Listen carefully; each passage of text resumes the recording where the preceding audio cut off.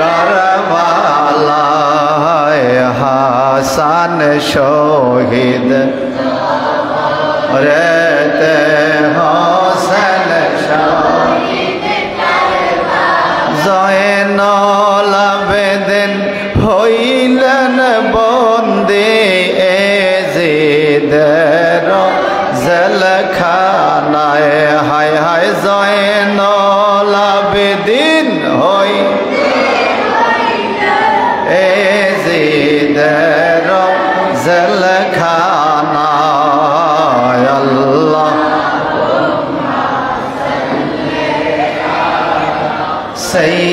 সাইয়্যিদানা মুহাম্মদ নবী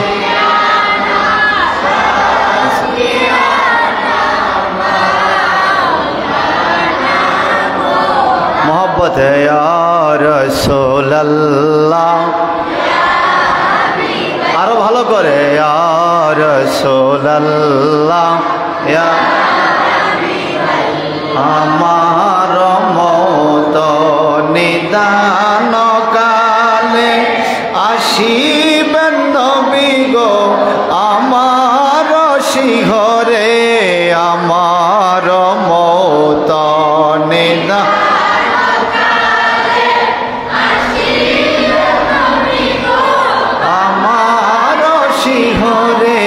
দেখিব আপনাকে আপন নয়নে দেখিব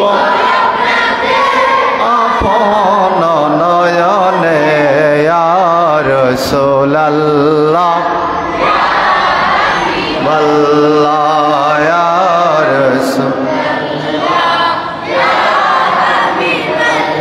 আমি কোন দিন জানি মরে যাই মরার তারিখ জানা নাই মরণ কালে শুধু নবীজি তোমাকে চাই কোন দিন জানি মরে যাই মরার তারিখ মরণ কালে শুধু মুর্শিদি তোমাকে চাই আসিও নবী গো আমার শিহরে আসি জোরে জোরে আমার শিহরে আর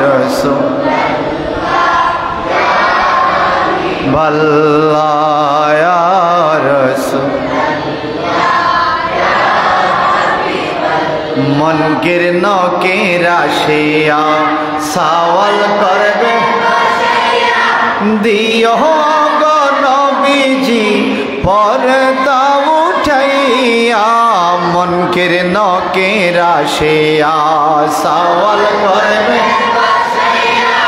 দিও গো নবীজি পর্দা উঠাইয়া করিব সালাম কদম সুমিয়া করিব সালাম কদম সুমিয়া ইয়া রাসূলুল্লাহ ইয়া হাবিবাল্লাহ ইয়া রাসূলুল্লাহ ইয়া হাবিবাল্লাহ গোসল করায়া কাপন পরায়া রাখিবে আমায় খাটেতে শোয়ায়া গোসল করায়া কাপন পরায়া রাখিবে আমায় খাটেতে শোয়ায়া আসিও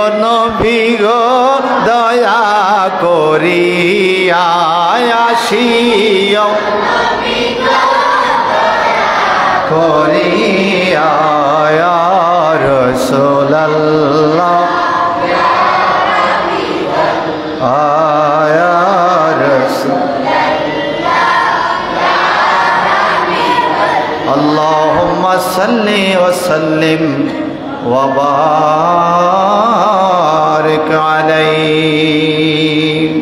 মুআজ্জাজ মুহতারাম, চাঁদপুর জেলাধীন ঐতিহ্যবাহী ইমাম ও রব্বানী দরবার শরীফের বাইতুল মুকাদ্দাস জামে মসজিদে আজ পবিত্র 10ই মুহররম 1447 হিজরি সালের শাহাদাতে কারবালা শুহাদায়ে কারবালা স্মরণের মাহফিলের মধ্যমণি আমাদের প্রাণপ্রিয় মুর্শিদ কেবলা বর্তমান বিশ্বে বিশিষ্ট ইসলামিক চিন্তাবিদ এবং আহলে সুন্নাত ওয়াল জামাতের আশার আলো রাসূল পাক সাল্লাল্লাহু আলাইহি সাল্লামের 41তম বংশধর ইমাম আহলে সুন্নাহ সৈয়দি মুর্শিদি আল্লামা সৈয়দ বাহাদুর শাহ মুজাদ্দিদি আল আবিদি মাদ্দাজিল্লুল আলী বারাকাল্লাহু তাআলা ফি হায়াতিহি, সকলে বলুন আমিন।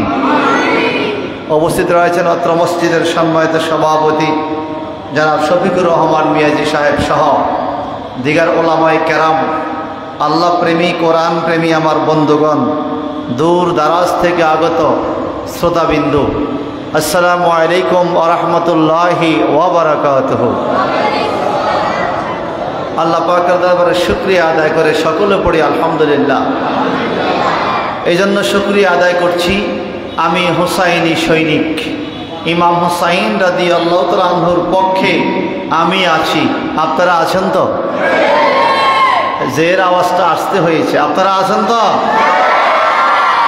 হুসাইনি কাফেরা থাকলে বাধা আসবে, বিভিন্ন দিক থেকে আক্রমণ আসবে, বিভিন্ন ভাষায় আপনাকে ঘৃণা করা হবে, অ্যাঙ্কার করা হবে, আপনাকে সামাজিকভাবে অনেক সময় বয়কট করা হবে। হুসাইনি কাফেলার থেকে আপনাকে সিদ্ধান্ত নিতে হবে, যদি জান্নাতে যেতে চাই সবাইকে ছাড়তে পারবো, আমি জান্নাতের সরদার ইমাম হাসান হুসাইনকে ছাড়তে পারবো। এ কথা ঠিক কিনা? আওয়াজ দিয়ে এখন ঠিক কিনা? যেহেতু নামাজের মধ্যে আমরা ওনাদেরকে সালাম দেই, আল্লাহুম্মা সাল্লি আলা মুহাম্মদ ওয়া আলা আলে, জিনাদেরকে সালাম না দিলে নামাজ হয় না। নামাজের মধ্যে যাদেরকে সালাম দেওয়ার শর্ত, ওনাদের পক্ষেই থাকার দরকার, ঠিক কিনা? ভাইরা আমার, মুর্শিদ কেবলা গুরুত্বপূর্ণ তাকরীর করবেন। হুজুর কেবলা আসা পর্যন্ত আমি আপনাদের সম্মুখে একটু আলোচনা উপস্থাপন করছি। আল্লাহ পাক রব্বুল ইজ্জত কোরআনুল কারীমে বলেছেন, কুল লা আসআলুকুম আলাইহি আজরান ইল্লাল মাওয়াদ্দাতা ফিল কুরবা। এখানে বলা হয়েছে, হে নবী আপনি বলুন, এই পরিশ্রমে, এই কষ্টে যে দিনের দাওয়াত আপনি দিচ্ছেন, আপনি কোনো প্রতিদান চান না, শুধুমাত্র চান ইল্লাল মাওয়াদ্দাতা ফিল কুরবা, নবীজির পরিবার পরিজনের ভালোবাসা। এখানে কোরআনুল কারীমে মাওয়াদ্দাতা শব্দ আসছে। আমরা জানি ভালোবাসা এটা আরবি হলো মোহাব্বত, মোহাব্বাতা না এসে মুয়াদ্দাতা আসছে, মাওয়াদ্দাতা আসছে।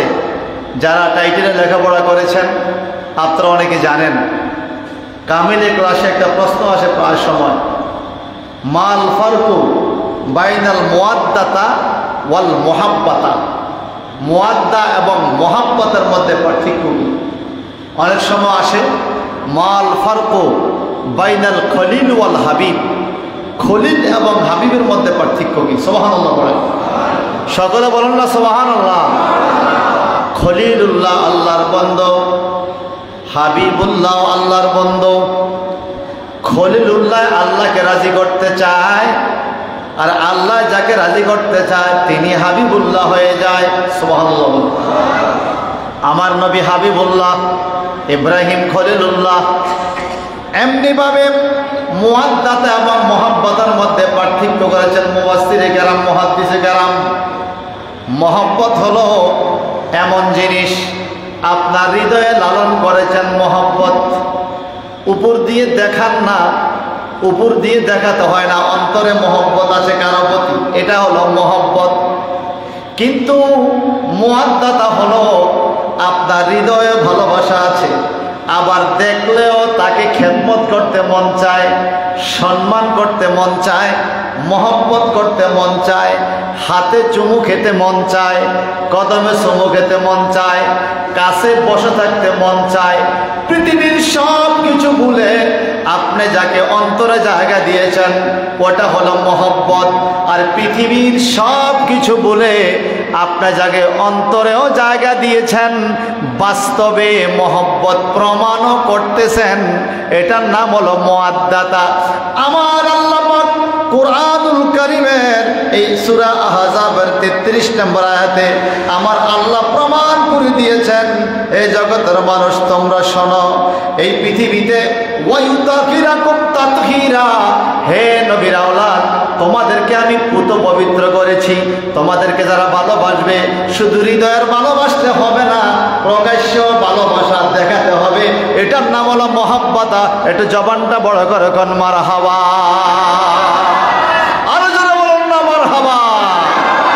নবীর দুশমন ইমাম হাসান হুসাইনের দুশমনরা মাঝে মাঝে বলে থাকে, আমার আল্লাহ জানতেন তারা এই কথা বলবেন, এই জন্য আল্লাহ পাক এই কথা ব্যঙ্গে বলেছেন কোরআনুল কারিমে। আল্লাহ তো সবই জানে, তারা বলে থাকে অন্তরে শুধু ভালোবাসা রাখলেই হবে। এত কিছু প্রমাণ দেখে আল্লাহ কি হৃদয়ে ভালোবাসা আছে কিনা? হৃদয়ে ভালোবাসা থাকবে, এটার নাম মহব্বত হবে। আর অন্তরে ভালোবাসা থাকবে, মাহফিল করে, মিলাদ করে, স্মরণ সভা করে, খুতবাতে আপনি যে কোনোভাবে পারেন ওনাদের ভালোবাসা সমাজের মানুষের মধ্যে ওয়াজ করে শোনায়া দেওয়া, এটার নাম হলো মুআদ্দাতা। একটু জবানটা বড় করে কোন আল্লাহু আকবার। এখন আপনারা বলেন, আমরা ইমাম হাসান হুসাইন রাদিয়াল্লাহু আনহুমাকে অন্তর দিয়েও ভালোবাসি এবং প্রকাশ্য মানুষকে বুঝাই আমরা হুসাইনি, ঠিক কিনা? আমরা হাসানি হুসাইনি, ইমাম হাসান ইমাম হুসাইন দুজনকেই আমরা মহব্বত করি। অন্তরেও ভালোবাসা আছে, বাস্তব প্রমাণ দেখানোর জন্য এই মাহফিলগুলো দরকার আছে কিনা? বলুন না, আছে কিনা? ভাইসা আমার এই পৃথিবীতে আমার নবীজি বলেছেন, নবীদের পরে আমার উম্মতের মধ্যে সবচাইতে বেশি মহব্বত ভালোবাসা, সবচাইতে বেশি সম্মান যার, তিনি হলেন সাইয়েদেনা আবু বকর সিদ্দিক ইবনে আবি কুহাফা রাদিয়াল্লাহু তাআলা। আমার নবীজির সাহাবী আবু বকর সিদ্দিকের চাইতে বেশি ফতুয়াবাজি করা ঠিক হবে না। সাইয়েদেনা আবু বকর সিদ্দিক কি বলেন?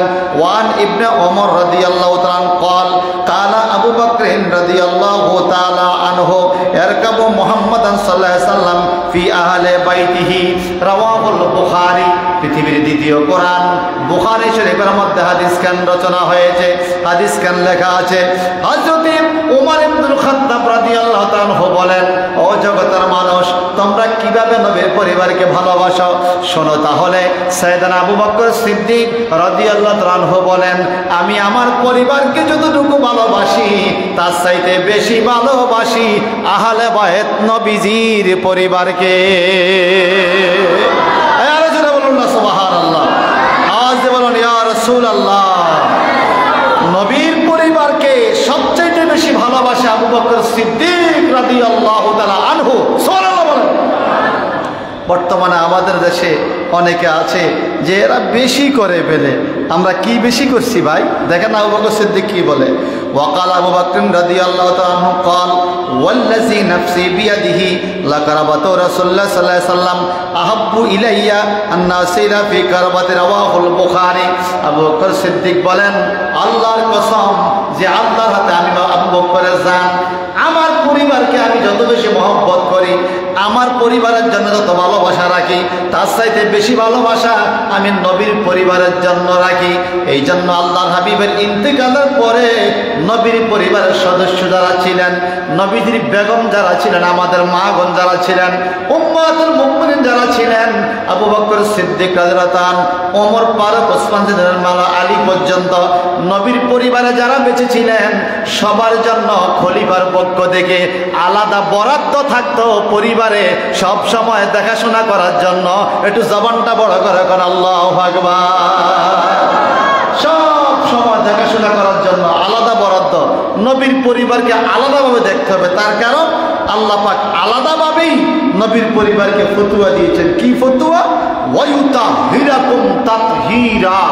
আমার আল্লাহ কোরআনে বলেছেন, সালামুন আলা মূসা, সালামুন আলা ইলিয়াসিন, সালামুন আলা ইব্রাহিম।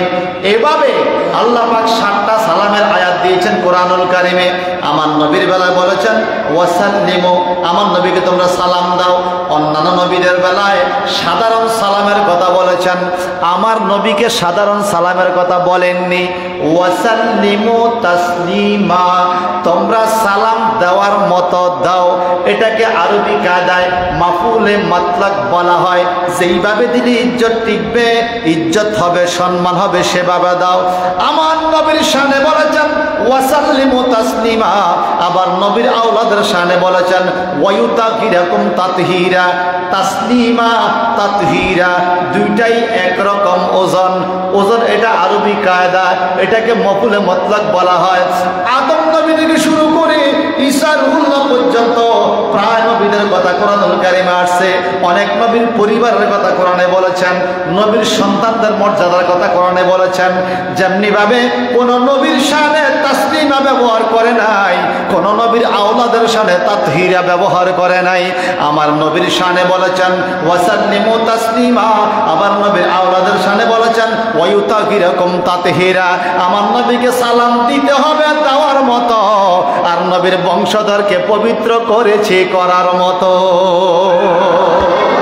আরো জোরে করুন আল্লাহু আকবার। মুহাম্মদে বলুন না ইয়া রাসূলুল্লাহ। কেমন পবিত্র করেছেন বাজান, কেমন পবিত্র করেছেন। আহলে সফফার সদস্যদের অন্যতম সৈয়দ ইমাম আবু হুরায়রা রাদিয়াল্লাহু তাআলা, যিনি নবীজির রওজা মুবারক এখন যেখানে নবীর হুজরা শরীফের সামনে বাবেজি বেলের সামনে এখানে অপেক্ষা করতেন। 40 জন সাহাবী আল্লাহর হাবিবের অপেক্ষায় ছিলেন। ওনাদের নেতৃত্ব দিতেন আবু হুরায়রা রাদিয়াল্লাহু তাআলা। আবু হুরায়রা বলেন একদিন ফজরের নামাজের পরে আমার নবী বেরিয়ে গেলেন, হাঁটতেছেন, আমিও পিছনে পিছনে হাঁটতেছি।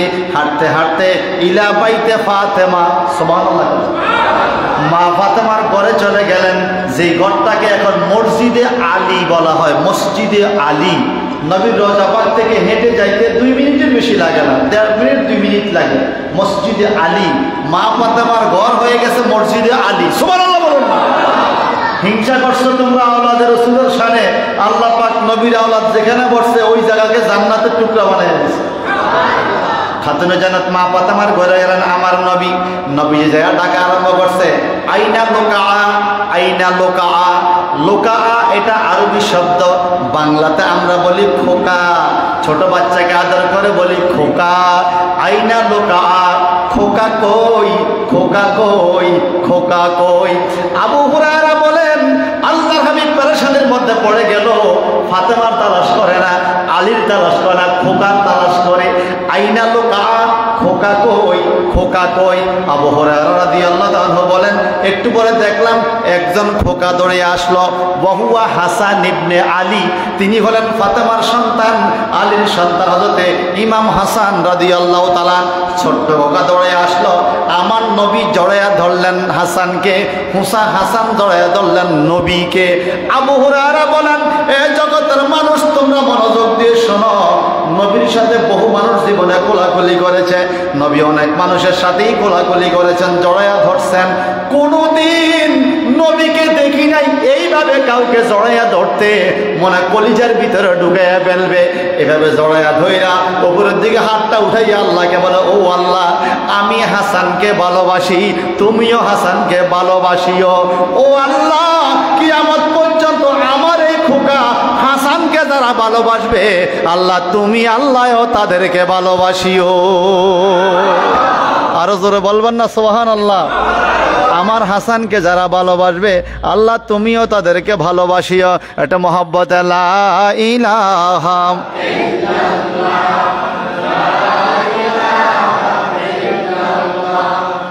লা ইলাহা ইল্লাল্লাহ, জোরে জোরে লা ইলাহা ইল্লাল্লাহ, লা ইলাহা ইল্লাল্লাহ, আর জোরে লা মোহাম্মদ লা ইলাহা ইল্লাল্লাহ, লা ইলাহা ইল্লাল্লাহ, লা ইলাহা ইল্লাল্লাহ। আল্লাহ বহু দূরে মদিনা, আমরা কেমনে যাব জানি না।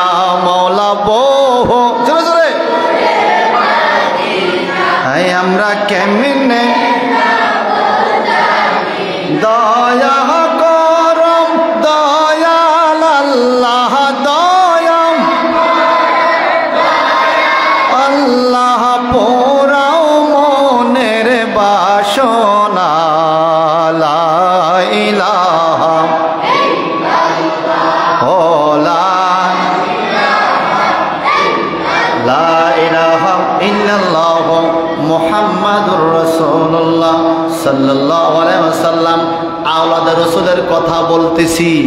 আওলাদে রাসূলদের ওয়াজ করা এটা ইবাদত। সুবহানাল্লাহ। নামাজ যেমন ইবাদত, রোজা যেমন ইবাদত, নবীর বংশধরের জীবনী আলোচনা করা ইবাদত। আরো জোরে বলবেন না সুবহানাল্লাহ। নবীর বংশধরের জীবনী আলোচনা করেছেন ইমাম বুখারী, বুখারী শরীফে। ইমাম বুখারী এই ইবাদত করেছেন, ইমাম মুসলিম এই ইবাদত করেছেন, ইমাম তিরমিজি ইবাদত করেছেন। নবীর আওলাদের শানে আলাদা বাব লিখেছেন। বাবে ইমাম হাসান রাদিয়াল্লাহু আনহু, সিফতে মুহাম্মদ রাসূলুল্লাহ, সিফতে ইমাম হাসান, সিফতে ইমাম হুসাইন। এইভাবে নবীর আওলাদের শানে আলাদা আলাদা হাদিসের কিতাবের মধ্যে অধ্যায় দিয়ে দিয়ে ওনারা স্মরণ করে করে নবীর আওলাদের আলোচনা করে ইবাদত করেছেন। একটু জবানটা বড় করে কোন মারহাবা। আমার নবীজি নবীদের আওলাদের ইবাদত করতে যাইয়া অশ্রুসিক্ত নয়নে যখন ওয়াজ করে বললেন, হে পৃথিবীর মানুষে, একদল টুপিওয়ালা, একদল দাড়িওয়ালা, পাঞ্জাবিওয়ালা, লোক দেখানো নামাজওয়ালা আমার কলিজার টুকরা ইমাম হুসাইনকে জবাই করে শহীদ করে দিবে, এই কথা আমার নবী ঘোষণা দিয়েছেন। আপনারা বলেন তো, নবী জানে কি জানে না? আসতে হয়েছে, বলেন জানে কি জানে না? দলিল জানেন তাহলে? তিরমিজি শরীফের মধ্যে হাদিস শরীফ পাইলাম, নবী একদিন উহুদের পাহাড়ের মধ্যে উঠলেন। ওই পাহাড়ের মধ্যে নবীজির সাথে আবু বকর সিদ্দিক রাদিয়াল্লাহু তাআলা উঠলেন, ওনার সাথে ওসমান বিন নুরাইন উঠলেন, ফারুকে আজম উঠলেন। সুবহানাল্লাহ বলেন। মাওলা আলী, ওসমান বিন নুরাইন, আবু বকর সিদ্দিক, ফারুকে আজম, এই চারজনকে নবী ভালোবাসতো কিনা? আমার নবীজি বলেন, আমার 7 জন উজির আছে। কয়জন? বলে কোন জায়গায়? বলে উজিরানে ফিস সামায়ে ও উজিরানে ফিল আরদ। উজিরানে ফিস সামায়ে জিবরাইল ও মিকাইল, উজিরানে ফিল আরদে আবু বকর ও ওমর। আমার নবী কয়, আমার আসমানের 2 জন উজিরের নাম হলো জিবরাইল ফেরেশতা আর মিকাইল ফেরেশতা, আর এই দুনিয়াতে 2 জন উজিরের নাম হলো আবু বকর আর ওমর। নবীর সাহাবী 2 জন, 3 জন নবীর সাহাবী। আর নবীজি পাহাড়ের মধ্যে উঠলেন, হঠাৎ করে উহুদের পাহাড়টা কাঁপা আরম্ভ করলো। আমার নবী বললেন, আসবিত ইয়া জাবাল, আয় উসকুন ইয়া জাবাল, এ পাহাড় তুমি কাঁপিও না, ভয় পাইও না, তুমি ভয় পাইও না, কাঁপো কেন? আপনারা বলেন তো, পাহাড়ে উঠলে আমরা কাঁপি না, পাহাড় কাঁপে? যারা চট্টগ্রাম গেছেন, পাহাড়ে উঠলে পাহাড় কাঁপে না, আমরা কাঁপি? ডরে আমরা কাঁপি, নিচের দিকে তাকাইলে পড়ে যাই কিনা, এত ভয়। আর আমার নবী পাহাড়ে উঠছে, পাহাড় কাঁপতেছে। এ পাহাড়, আসবিত ইয়া জাবাল, আয় উসকুন ইয়া জাবাল, এই পাহাড় থেমে যাও, তুমি কাঁপিও না, তুমি ভয় পাইও না। তোমার উপরে উঠছে নবী, সিদ্দিক ওয়া শহীদান, এবং 2 জন শহীদ। ওমর ফারুক আর ওসমান বিন নুরাইন খুব খুশি হয়ে গেছে। বলে, তো খুশি হইলা কেন? বলে, আপনি বলছেন তোমার উপরে নবী উঠছে, সিদ্দিক উঠছে, আর শহীদান 2 জন শহীদ উঠছে। নবী তো আপনি, এটা আমরা কনফার্ম। সিদ্দিক তো আবু বকর সিদ্দিক, এটাও কনফার্ম। তো 2 জন শহীদান, ওসমান আর ওমর ছাড়া তো আর কাউকে দেখি না। বুঝছি আমরা 2 জনের শহীদ। আল্লাহর হাবিব এই 2 জনকে আগেই শহীদ করে গেছেন, ওনারা নিশ্চয়ই শহীদ হবে, আল্লাহর হাবিব জানতেন। ওনারা শহীদ হয়েছে। ইমাম হোসেন রাদিয়াল্লাহু তাআলা শহীদ হবে, নবী জানতেন কিনা? বলেন না, বলেন জানতেন কিনা? জানতেন। আল্লাহর হাবিব যখন এই কথা বললেন, আবু বকর সিদ্দিক, একটা আবু হুরায়রা, নবীর সাহাবী আবু হুরায়রা রাদিয়াল্লাহু তাআলা একটা দোয়া করতেছেন, আল্লাহুম্মা ইন্নী আউযু বিকা মিন রাসিস সিত্তিন, আল্লাহুম্মা ইন্নী আউযু বিকা মিন রাসিস সিত্তিন। ও আল্লাহ, আমি 60 হিজরি থেকে পানা চাই, 60 হিজরির আগে আমার মরণ চাই। আল্লাহু আকবার। মৃত্যু কামনা করা কবিরা গুনাহ, মৃত্যু কামনা করা কবিরা গুনাহ। আপনারা মনে রাখবেন, সংসারের জ্বালায়, স্ত্রী বাচ্চাদের যন্ত্রণায়, ভাই বন্ধুদের আচরণে, সামাজিক রোষানলে পড়ে অনেক সময় যদি বলে থাকেন, আল্লাহ তুমি আমার লইয়া যাও, খবরদার, এ কথা বলা যাবে না। এটা কবিরা গুনাহ। মৃত্যু কামনা কবিরা গুনাহ। আমার নবীজি বলছেন লা ইয়াতামান্না আহাদাকুমুল মাউত, নিশ্চয়ই তোমাদের কেউ যেন মৃত্যু কামনা না করে। এক মুহূর্ত বেঁচে থাকলেও আপনার ক্ষমা চাওয়ার সুযোগ আছে, ঠিক কিনা? মরে যাওয়ার পরে আর কি সুযোগ আছে? মৃত্যু কামনা করা ঠিক নয়। আবু হুরায়রা বলেন নবীজি বলেছেন লা ইয়াতামান্না আহাদাকুমুল মাউত, তোমাদের কেউ যেন মৃত্যু কামনা না করে। আবার সেই আবু হুরায়রাই বলতেছে আল্লাহুম্মা ইন্নী আউযু বিকা মিন রাসি সিত্তিন, আল্লাহ তুমি আমাকে 60 হিজরি থেকে বাঁচাও, অর্থাৎ 60 হিজরির আগেই আমাকে তুমি নিয়ে যাও। যিনি বললেন মৃত্যু কামনা করিও না, নবী বলছে তিনি মৃত্যু কামনা করতেছে। ব্যাপারটা কেমন হয়ে গেল না? কারণটা হলো আবু হুরায়রা বলেন মৃত্যু কামনা করা নাজায়েজ, কিন্তু আমি চিন্তা করেছি, আমি নিজের চোখে দেখেছি ইমাম হুসাইন রাদিয়াল্লাহু আনহুকে নবীজি কত অসম্ভব ভালোবাসতেন, কত মহব্বত করতেন।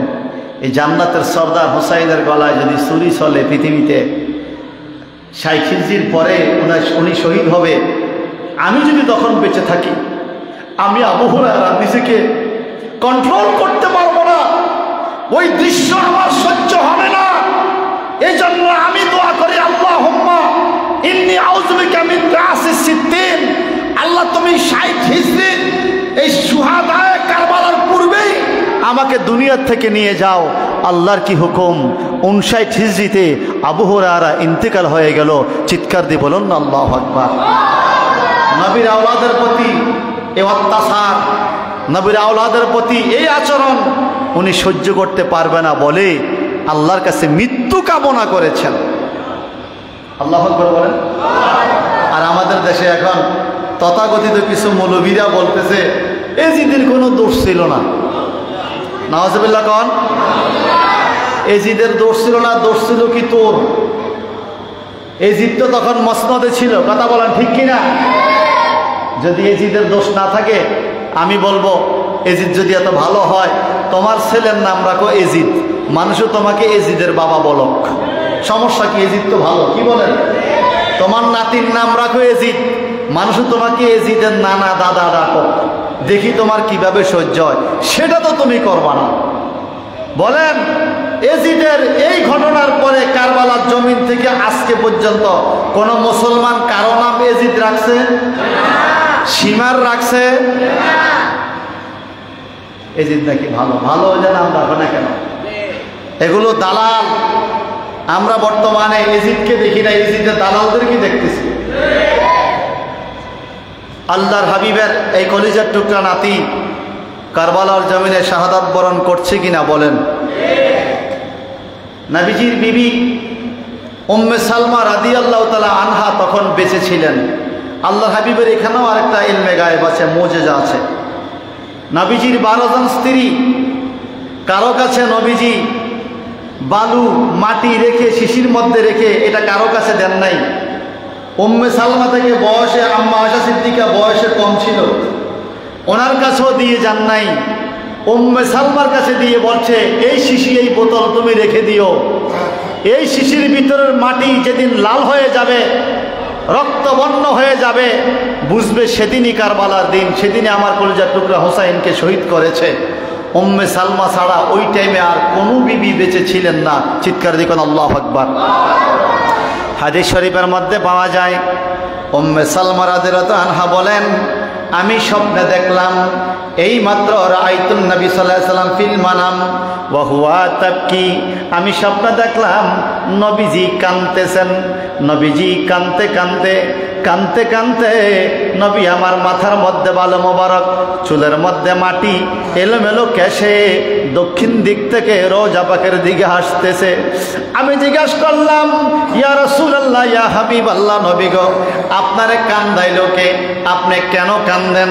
এত পেরেশানি কেন? আপনাকে এমন কেন দেখা যায়? আমার নবীজি চোখ মোবারকের পানি ছেড়ে বলে উম্মে সালমা গো, শাহিদ কাতলা হুসাইন আনিফা, এই মাত্র আমার কলিজার টুকরা হুসাইন কারবালার জমিনে শহীদ হয়েছে। শাহিদ আমি সেখানে হাজির ছিলাম। ইমাম হুসাইন কত কষ্ট পেয়েছে আমি নবী নিজের চোখে দেখেছি আমি ইমাম হোসেনের পেরেশানিতে মাটিতে গড়াগড়ি করতে করতে আমার মাথার মধ্যে চুলের মধ্যে বালু পর্যন্ত জমে গেছে। একটু জবানটা বড় করে কি বলা যাবে? আল্লাহু আকবার। আরো জোরে করে আল্লাহু আকবার। আমি এই দৃশ্য নিয়ে ছোট্ট একটা গজল বানাইছি, একটু কি বলবেন নি আমার সাথে? 10 মুহররম বিকাল বেলায় রে মুমিন ভাই ইমাম হোসেন শহীদ কারবালায়।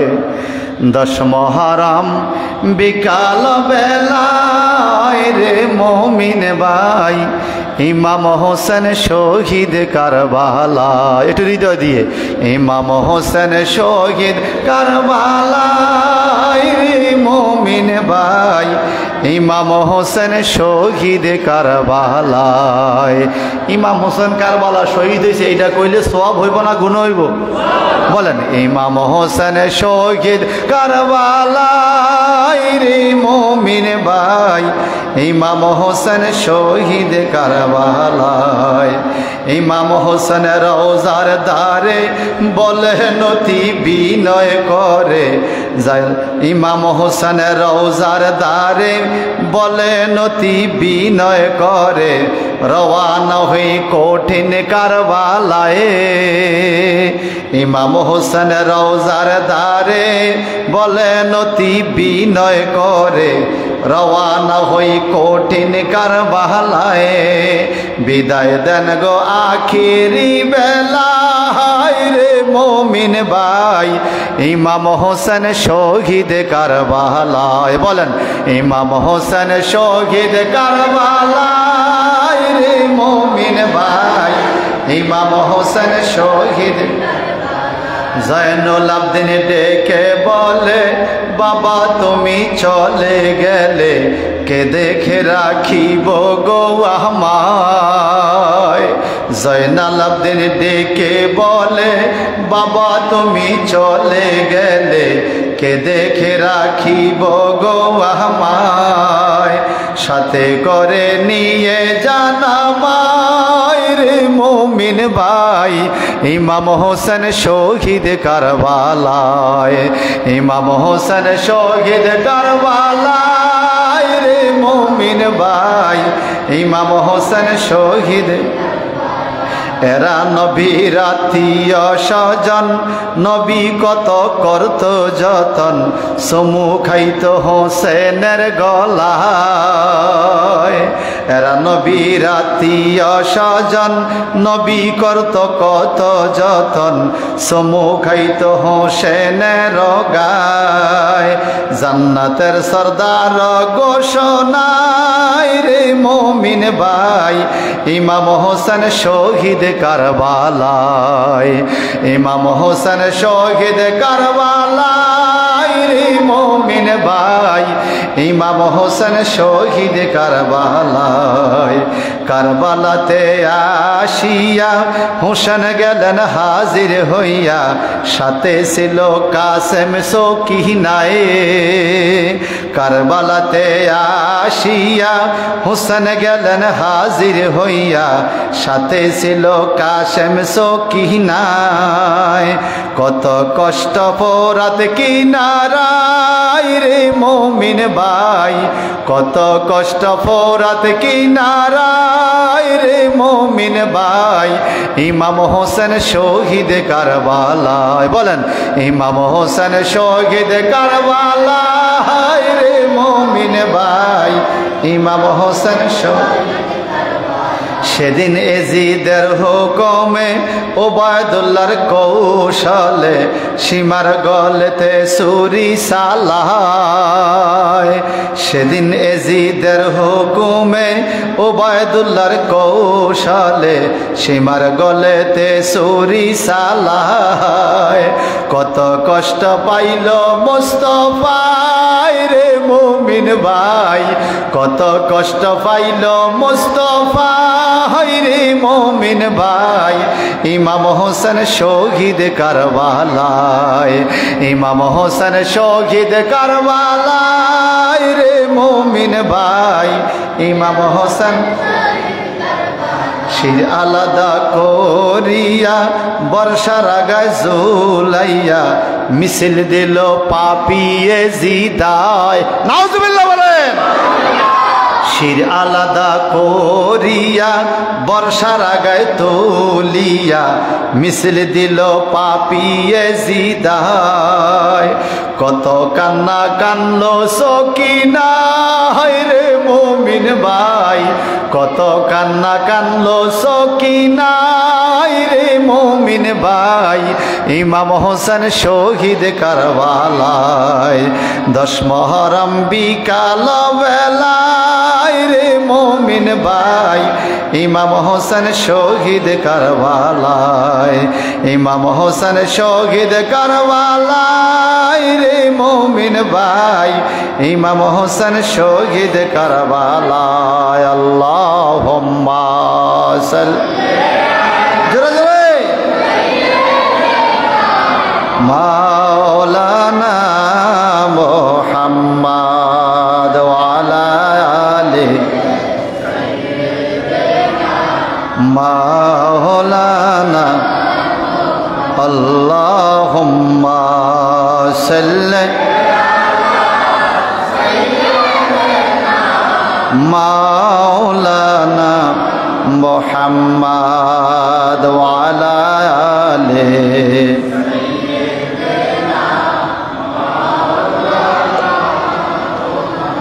কি বন্ধুরা আপনাদের কষ্ট হয়? ইমাম হুসাইন রাদিয়াল্লাহু আনহু কারবালার জমিনে শাহাদাত হয়েছেন। এটা আমাদের একদিকে দুঃখের খবর, আরেক দিকে আমাদের জন্য একটা নসিহত। নিজের জীবনের শেষ বিন্দু রক্ত শরীরে থাকতেও নাকের আগায় নিঃশ্বাস যতক্ষণ ছিল হকের পক্ষে ছিল। কথা বলেন ঠিক কিনা? উনি যদি চাইতেন তৎকালীন সময়ে সবচাইতে দামি আরাম আয়েশের রাজপ্রাসাদে থাকতে পারতেন। এজিদ তো সেই প্রস্তাবও দিয়েছে, আপনি যদি আমার হাতে বয়াত নেন তাহলে আমি আপনাকে রাজপ্রাসাদ বানিয়ে দেব, আপনি কাবাগরের পাশে প্রাসাদে থাকবেন আর ইবাদত করবেন, আপনার কোনো সমস্যা হবে না। উনি যদি শুধু এজিদের কাছে বয়াত নিতেন ওনার এই পরিণতি হতো না। কিন্তু উনি কি করে একটা লম্পটের কাছে বয়াত নেয়? এটা তো নিতে পারে না, নেওয়া যায় না। কারণ এজিদের যতগুলো দোষ ছিল এর মধ্যে অন্যতম একটা দোষ ছিল এজিদে বানর না চাইতো। কি না চাইতো? আমাদের দেশে বান্দর না চাই আইয়ে না বান্দর। এজিদে প্রথম যুগে বানর না চাইতো। নাউজুবিল্লাহ বলেন। আরো বলেন নাউজুবিল্লাহ। টাকা দিয়ে পয়সা দিয়ে ক্ষমতা দিয়ে মানুষ কিনে নিয়েছে, মানুষের ঈমান নষ্ট করে দিয়েছে। কারবালার জমিনে 22,000 এজিদ বাহিনী, মুসলমান 72 জন, কেউ বলছেন 78 জন, হক 78 জন হক, ঠিক কিনা বলেন? আর বেহক 22,000ও হক নয়, এটা কারবালার জমিনে প্রমাণ হয়েছে। কথা বলেন ঠিক কিনা? আরো জোর বলেন না ঠিক কিনা? আমরা যারা হুসাইনি কাফেলায় রয়েছি আমরা এমন একজন ব্যক্তির কাছে বয়াত গ্রহণ করেছি যিনি রাসূলুল্লাহর বয়াত, রাসূল পাকের খাস বয়াত, রাসূল নিয়ে বাংলার জমিনে আগমন করেছেন। সুবহানাল্লাহ। যে বয়াতের জন্যই কারবালার জমিনে যুদ্ধ হয়েছে। এখন তো সেই বয়াতের মধ্যে অনেক রকমের ফরমালিন বাইর হয়েছে, হাইব্রিড। আগে যেরকম হাইব্রিড তরকারি ছিল এখন হাইব্রিড বয়াত বাইর হয়েছে, হাইব্রিড ফির বাইর হয়েছে। কথা বলেন ঠিক কিনা?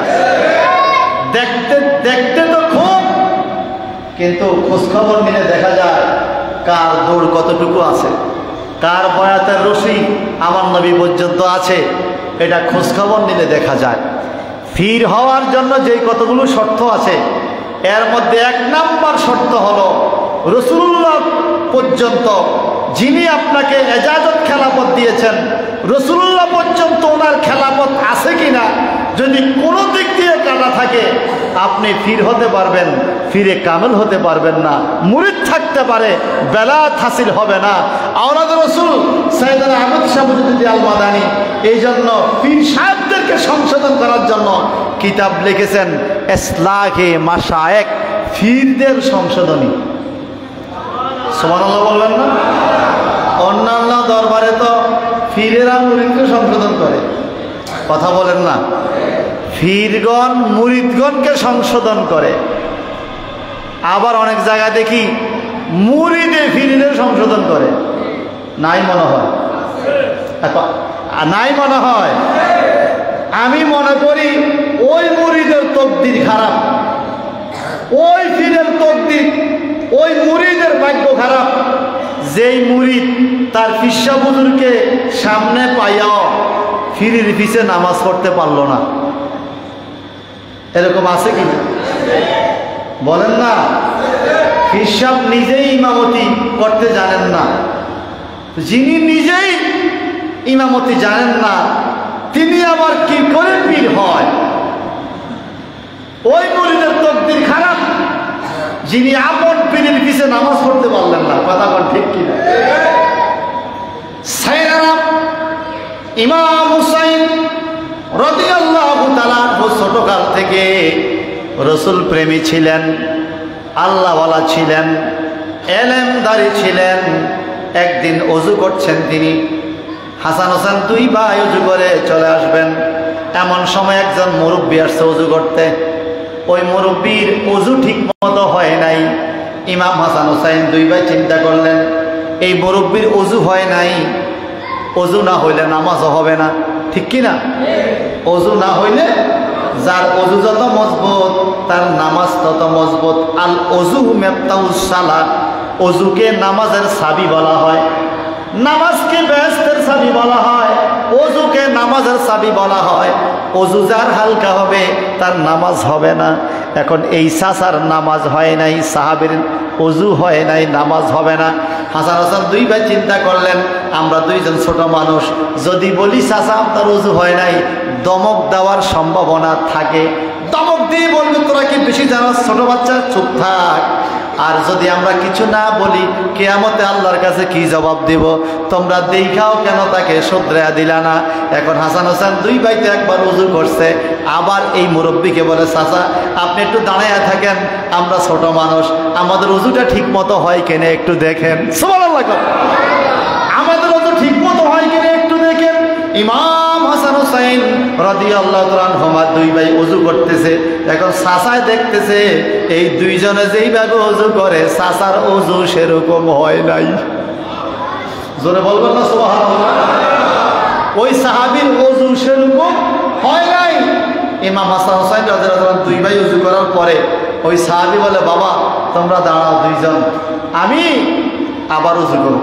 কেন? কারে তোমরা বলছো তোমাদের ওযু হয় কিনা আমি দেখার জন্য। আমি তো দেখতেছি তোমাদের মতো আমার ওযুই হয় নাই। আল্লাহু আকবার বলেন না? সেই ইমাম হাসান হোসেন, আমার নবীজির হাদিস, রাসূল পাক সাল্লাল্লাহু আলাইহি সাল্লাম বলেন, এই জগতের মানুষ আমি তোমাদেরকে তিনটা ঘোষণা দিই। কি? নবীজি বলেন, ইউবাশশিরুনি বিআন্না ফাতিমাতা সাইয়্যিদাতুন নিসা মিন আহলিল জান্নাহ। আমি নবীকে শুভ সংবাদ দেওয়া হয়েছে, আমার ফাতেমা জান্নাতি মহিলাদের সরদার হবে। আর আরেকটা সংবাদ হলো, ওয়ান্নাল হাসান ওয়াল হুসাইনা সাইয়্যিদা শাবাবে আহলিল জান্নাহ। আমার হাসান এবং হুসাইন জান্নাতি যুবকদের সরদার হবে। অন্য হাদিসে আছে, আবু বকর সিদ্দিক রাদিয়াল্লাহু তাআলা আনহু জান্নাতের বয়স্ক মানুষের সরদার হবে। আবার এই দুই হাদিসের মধ্যে আবার মুহাদ্দিসেরা ব্যাখ্যা করেছেন, জান্নাতে বয়স্ক মানুষ যাবে না, সব জোয়ান মানুষ জান্নাতে যাবে। সাহাবায়ে কেরাম বলেন, ইয়া রাসূলুল্লাহ কেমন করে, আমরা বুড়ারা কি করব? আমার নবী বললেন, যত বয়স হয়ে তোমাদের ইন্তেকাল হোক না কেন, যখন জান্নাতের সার্টিফিকেট হাতে পাইবা তখন 25-26 বছরের যুবক হয়ে যাবে। সেই ক্ষেত্রে সেই দৃষ্টিকোণ থেকে আবু বকর সিদ্দিক রাদিয়াল্লাহু তাআলা উনি যদি জান্নাতের যুবক হয়ে যায়, সেক্ষেত্রে ইমাম হাসান হুসাইন জান্নাতের মধ্যে আবু বকর সিদ্দিকেরও নেতৃত্ব দিবেন। ভাই সাহেব, বন্ধুরা আমার, আহলে বায়াত পাক পাঞ্জাতন, ওনাদের মর্যাদার কথা আপনারা শুনেছেন। কারবালার জমিনে কীভাবে আমাদেরকে শহীদ করতে সেটা আপনারা জেনেছেন। শুধু আমি এতটুকু বলবো, যার অন্তরে ইসলামের প্রতি ন্যূনতম মহব্বত আছে, ওই লোক কখনো ইমাম হাসানকে, ইমাম হুসাইনকে বাদ দিয়ে এজিদের পক্ষে কথা বলতে পারে? যদি বলে, বুঝবেন সে দালালি খাইছে। কি খাইছে? বলেন না, কি খাইছে?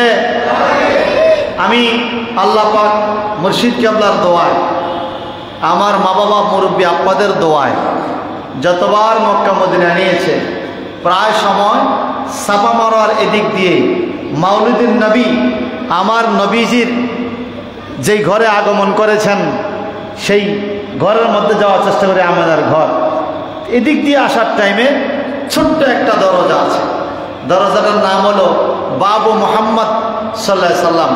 আমার নবীজির নামে কাবা শরীফে ঢুকতে, হেরাম শরীফে ঢুকার জন্য নবীর নামে একটা দরজা আছে। আরেকটু বাম দিকে গেলে পাওয়া যায় বাবে আলী, হযরত আলী রাদিয়াল্লাহু তাআলার নামে ছোট্ট একটা দরজা। আমি দেখলাম দাঁড়াইয়া, কত সর্বোচ্চ 2.5 ফুট হবে, 2.5 ফুট 3 ফুটের বেশি হবে না, এত ছোট দরজা নবীর নামে আর আলীর নামে। আর এদিক দিয়ে জবজব টাওয়ারের পাশে আসলাম। আমার মুর্শিদ কেবলা প্রতি বছর যেই টাওয়ারে হাজিদেরকে নিয়ে থাকেন, গড়িওয়ালা টাওয়ার, এদিক দিয়ে ঢুকতেই দেখলাম বিশাল বড় গেট, বাবে ফাহাদ, বাদশা ফাহাদের নামে গেট, বিশাল বড়। আর তারপরে সালমান বিন আব্দুল আজিজ, তাদের নামে গেট বাইর করছে।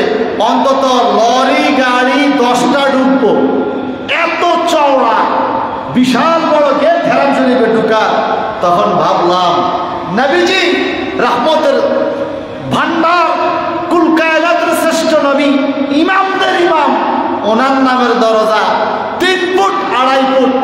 আর জান্নাতের যুবকদের সর্দার হাসান হোসেনের বাবা হযরত আলী রাদিয়াল্লাহু আনহুর নামের দরজা 2.5 ফুট 3 ফুট। আর সালমান বিন আব্দুল আজিজ বাদশাহ তার নিজের বাবার নামের দরজা করছে অন্তত 30 ফুট হবে। আরে আমার নবীর নামের দরজা 2.5 ফুট, তোর বাপের নামের দরজা 30 ফুট। ওই জায়গার মধ্যে কি আপনি নবীর মহব্বত আশা করতে পারেন? পারেন? পারেন? আমাদের দেশে অনেক মানুষ আইসা বলে, সৌদি আরব তো এগুলো নাই, এই মিলাদ দোয়া নবীর এগুলো নাই। থাকবে কেন? কেন থাকবে? আপনি বর্তমান খবর একটু নন না। এখন কি আওয়ামী লীগ কোনো মিছিল মিটিং করতে পারে? যেহেতু ক্ষমতা নাই, কিন্তু এক সময় কি করে নাই? আবার যখন বিএনপি ক্ষমতা ছিল তখন ওনাদের পাওয়ার ছিল, আওয়ামী লীগ ক্ষমতা ছিল ওনাদের পাওয়ার ছিল। এখন যারা ক্ষমতায় নাই এরপরও পাওয়ার দেখায়, এরকম আছে কি না? কিছু আছে ক্ষমতা থাইকা পাওয়ার, কিছু আছে আলগা পাওয়ার। তো যারা এখন আলগা পাওয়ার দেখায়, ওরাও তো অন্যদেরকে কিছু বলতে দেয় না। এমনিভাবে সেই এজিদের উত্তরসূরিরা, আব্দুল্লাহ ইবনে জিয়াদের অনুসারীরা, এজিদের চক্রান্তে যারা টাকা খাইয়া নবীর আওলাদদেরকে শহীদ করছে, তাদের অনুসারীরা, এই মোহাম্মদ ইবনে আব্দুল্লাহ নজদির অনুসারীরা যখন চলে আসছে আরব দেশের নেতৃত্বে, তখন সেখানে আপনি হাসান হুসাইন আর নবীজির মহব্বতের আশা করাটা বোকামি। কথা বলেন ঠিক কিনা? এটা কি বোকা? আমি ইব্রাহিম খলিল রোডে, মেসফাদা রোডে একটু হাঁটতে গেলাম, 2 জন হাজি সহ, যায় দেখি বিশাল বড় এক হোটেল, ফুন্দক, নাম হলো ফুন্দুকে ইয়াজিদ, এজিদের নামে হোটেল, অন্তত 15 তলা হবে, বিশাল। হাজি সাহেবরা এই হোটেলের মধ্যে ভাড়াও থাকে। আমি চিন্তা করে গেলাম, এত বড় হোটেল এজিদের, দেখি না হাসান হোসেনের নামে কোনো হোটেল আছে কিনা। কথা বুঝতে পারছেন না? একটা হোটেলও পাইলাম না। ফুন্দুকে হাসান, ফুন্দুকে হুসাইন, ফুন্দুকে ফাতেমা, ফুন্দুকে আলী, এরকম কোন হোটেল পাইলাম না। কারণ যারা ওখানে নেতৃত্ব দিচ্ছে এরা তো নবীর আওলাদের দুশমন, দুশ্মনরা ওদেরকে ভালোবাসবে না, ওদের নাম নিশানা রাখবে না। কিন্তু এটা আমি মজবুতভাবে বলতে পারি, যাদের অন্তরে হুসাইনি প্রেম আছে, যতক্ষণ নিঃশ্বাস আছে, দুশ্মনরা যা করার করুক, যা বলার বলুক, আমার হুসাইন আমার অন্তরে থাকবেই থাকবে। ঠিক কিনা বলেন? থাকবেই থাকবে। ভাইরা আমার, যারা বাংলাদেশে আইসা সৌদি আরব থেকে বলে যে সৌদি আরবে এটা নাই, কেন নাই এটা আগে জানতে হবে, কতদিন ধরে নাই সেটাও জানতে, ইতিহাস জানতে হবে। 1450 বছর আগের থেকে গত 130 বছর পর্যন্ত মাজার, জিয়ারত, মিলাদ, মাহফিল, ফাতেহা, আশুরা, মহরম সব ছিল। কিন্তু যখন এগুলোর বিরুদ্ধ চক্র ক্ষমতা আসলো, ধীরে ধীরে এগুলো বন্ধ করে দেওয়া হলো। এখন যারা বন্ধ করেছে এটা তো তাদের ব্যাপার, কিন্তু হাকিকতে পুরা সৌদি আরবে কিন্তু এরকম না। সৌদি আরবে পীর সাহেব আছে, তরিকতের খানকা আছে, মিলাদ আছে, কিয়াম আছে, যে যারে চায় তারে পায়। কথা বলেন ঠিক কি না? আমরা তো পেয়েছি সেই দেশের মধ্যে মদিনা শরীফও পীর সাহেব আছে, মক্কা শরীফে, হারাম শরীফের অল্প একটু দূরে একদম তরিকতের পীরও আছে, সেখানে দোয়া হয়, মিলাদ হয়, উরুস হয়, মাহফিল হয়, তাবারুক হয়। আমি গত কয়েকদিন আগে একজনকে জিজ্ঞেস করলাম, যিনি 28 বছর ধরে সৌদি আরব থাকে, উনি বলতেছেন আমাদের দেশে 4 দিনে 40 দোয়ার বিরুদ্ধে যারা বলে ওদেরকেও বইল, তোমরা 4 দিন না বিরুদ্ধে বলো কেন? সৌদি আরবে যেদিন বাবা মরে বা মা মরে সেদিন থেকে 40 দিন পর্যন্ত প্রত্যেক দিন খাওয়াইতে থাকে, যত মানুষ আসবে খাওয়াইতেই থাকে। সুবহানাল্লাহ বলবেন। আমরা একদিন খাওয়াইলে তোমার চলে, আরবিরা নাকি 40 দিন পর্যন্ত খাওয়াইতে থাকে। যিনি 28 বছর সৌদি আরব চাকরি করছে ওই ভদ্রলোক বলছেন 40 দিন পর্যন্ত আরব দেশে মানুষ মরে গেলে খাওয়াইতে থাকে, তৃপ্তি সহকারে, যতক্ষণ খাইবা তুমি খাইতে থাকবা। তাহলে আরব দেশে আছে যেমনটি কোনো মানুষ যদি বাংলাদেশে আইসা কাকরাইল তাবলিগি গো মসজিদে ঢুকা নামাজ পড়ে, ধরেন আমেরিকার থেকে একজন আয়া কাকরাইল মসজিদে ঢুকছে, নামাজ পড়া সেখান থেকে আবার সে আমেরিকা চলে গেছে। সে আমেরিকা যায় কি বলবে যে বাংলাদেশে সব তাবলিগ আর তাবলিগ, কিন্তু সে যেখানে ঢুকছে ওটা দেখছে, যেখানে ঢুকে না ওটা কি দেখছে? ওটা দেখছে? আমাদের সব লোকরা সৌদি আরব রাস্তায় কাম করতো, বিল্ডিং কনস্ট্রাকশনের কাজ করতো, ওখানে যাইয়া একখান যুগ বলো আইসা টফ যুগ বলে, বাংলাদেশে আইসা হ্যাঁ দুই একটা আরবি শব্দ বলে, বইলা কয় আরবের শায়েকরা তো এগুলো করে না, আমরা দেখে আসছি। এমনকি আমাদের ঢেররা দরবার শরীফের পাশে দোকানপাটে আলোচনা করতেও শুনছি, জনৈক ব্যক্তি নাকি আলোচনা করেছেন, যারা হাদিস লেখছে আমি তাদের সাথে সৌদি আরব দেখে আইছি, থাইকে আইছি, আপনাদের মতো এগুলো ওখানে নাই। তা আমার খুব হাসি আসছে এই কথা শুনে। হাদিস লেখছে ইমাম বুখারী কত 100 বছর আগে, এইবার সৌদি আরব বেছে ধরলে 20 বছর হইবে, এতে কেমনেও তাকে লগে আসিল। কেরম না সিটিং, কেমন সিটারি, কেমন বাটফারি, কথা কোন ঠিক কিনা? হাদিস লেখছে 17 বছর আগের, বুখারী শরীফ কি আসবে কিতাব, সিয়াসিদ্দার কিতাব কত 100 বছর আগে, 1000 বছর আগে কিতাব। এরা নাকি এই লোক নাকি এগুলোকে আসেন। আমি যারা হাদিস লেখছে তাগুলোকে বিদেশ করে আইছি, থাকতে আইছি, সৌদি আরব এগুলো নাই। অথচ সিয়াসিদ্দার 6টা কিতাব, বুখারী, মুসলিম, আবু দাউদ, নাসাই, ইবনে মাজাহ, তিরমিজি সহ এই বিশুদ্ধ হাদিসের কিতাব যারা লেখছে, একজনের বাড়িও সৌদি আরব না, সব অন্য দেশে। সৌদি আরবের মানুষগুলো হাদিস লেখে নাই। সৌদি আরবের মানুষগুলো কেন লেখে নাই ওনারা ভালো বুঝে, কিন্তু বড় বড় হাদিসের কিতাবগুলো সৌদি আরবের বাহিরের কান্ট্রির বিজ্ঞ মুহাদ্দিসে কেরাম, নবীজির প্রেম যাদের অন্তরে তারা লেখছে, এটা মহব্বতে কন্যা সুবহানাল্লাহ। এবার আপনারা বলেন, আমরা কি আওলাদ রাসূলকে ভালোবাসবো? মহব্বত করবেন? করলে কি হবে শোনেন।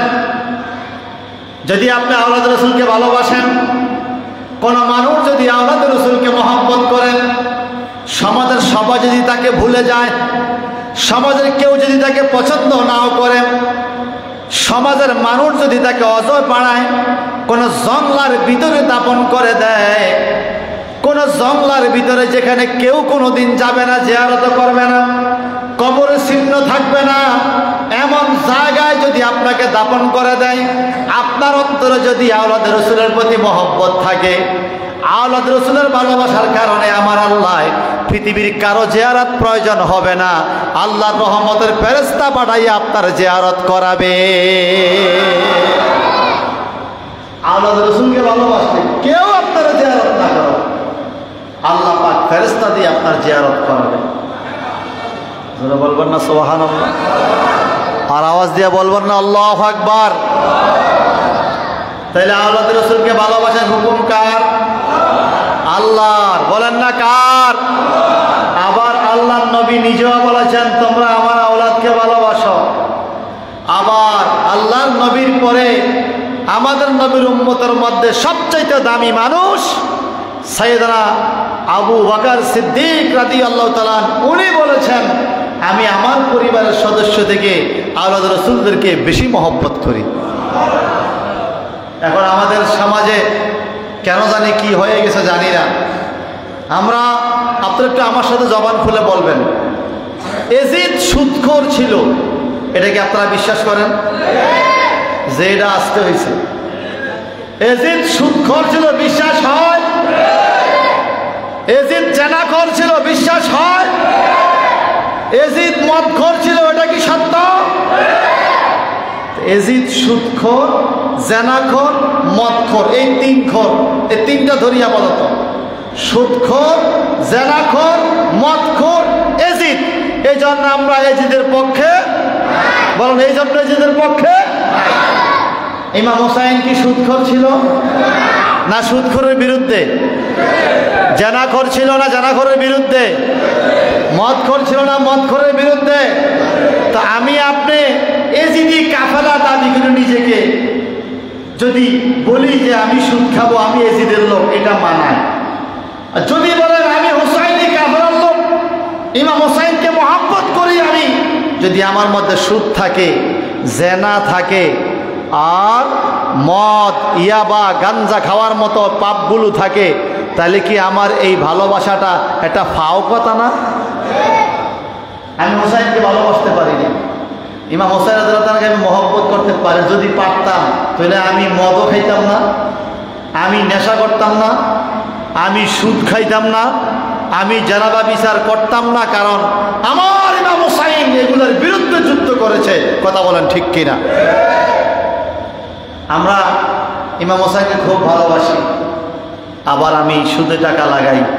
আপনার এরকম ভালোবাসা হোসাইন চায় না। যদি সমাজের মধ্যে একটা মেশিন থাকতো, যেরকম বিভিন্ন টেস্টের মেশিন আছে, মেশিনে বলা যায় আপনার কোন রোগ, যদি সমাজের মধ্যে একটা মেশিন থাকতো, কে কে ইমানদার, আমার মনে অনেকেই ধরা খাইত। কথা কয় না? মেশিনে যদি বলতো এই যে এইটা ইমানদার, যদি আমার মনে একটা মেশিন যদি আবিষ্কার হইতো, আমরা মুসলমান তো দূরের কথা, আমরা অনেক ইমাম রায় মেশিনের মধ্যে রেড সিগন্যাল আইতো যে এইটাতে ইমানদার না। কারণ যেইভাবে শরীয়ত আমাদেরকে চলার কথা বলেছেন, আমরা তার দাঁড়িয়েও নাই। আরে কথা কন না ঠিক কিনা? আপনারা বলেন তো, সমাজের মধ্যে এখনো অপকর্ম আছে না নাই?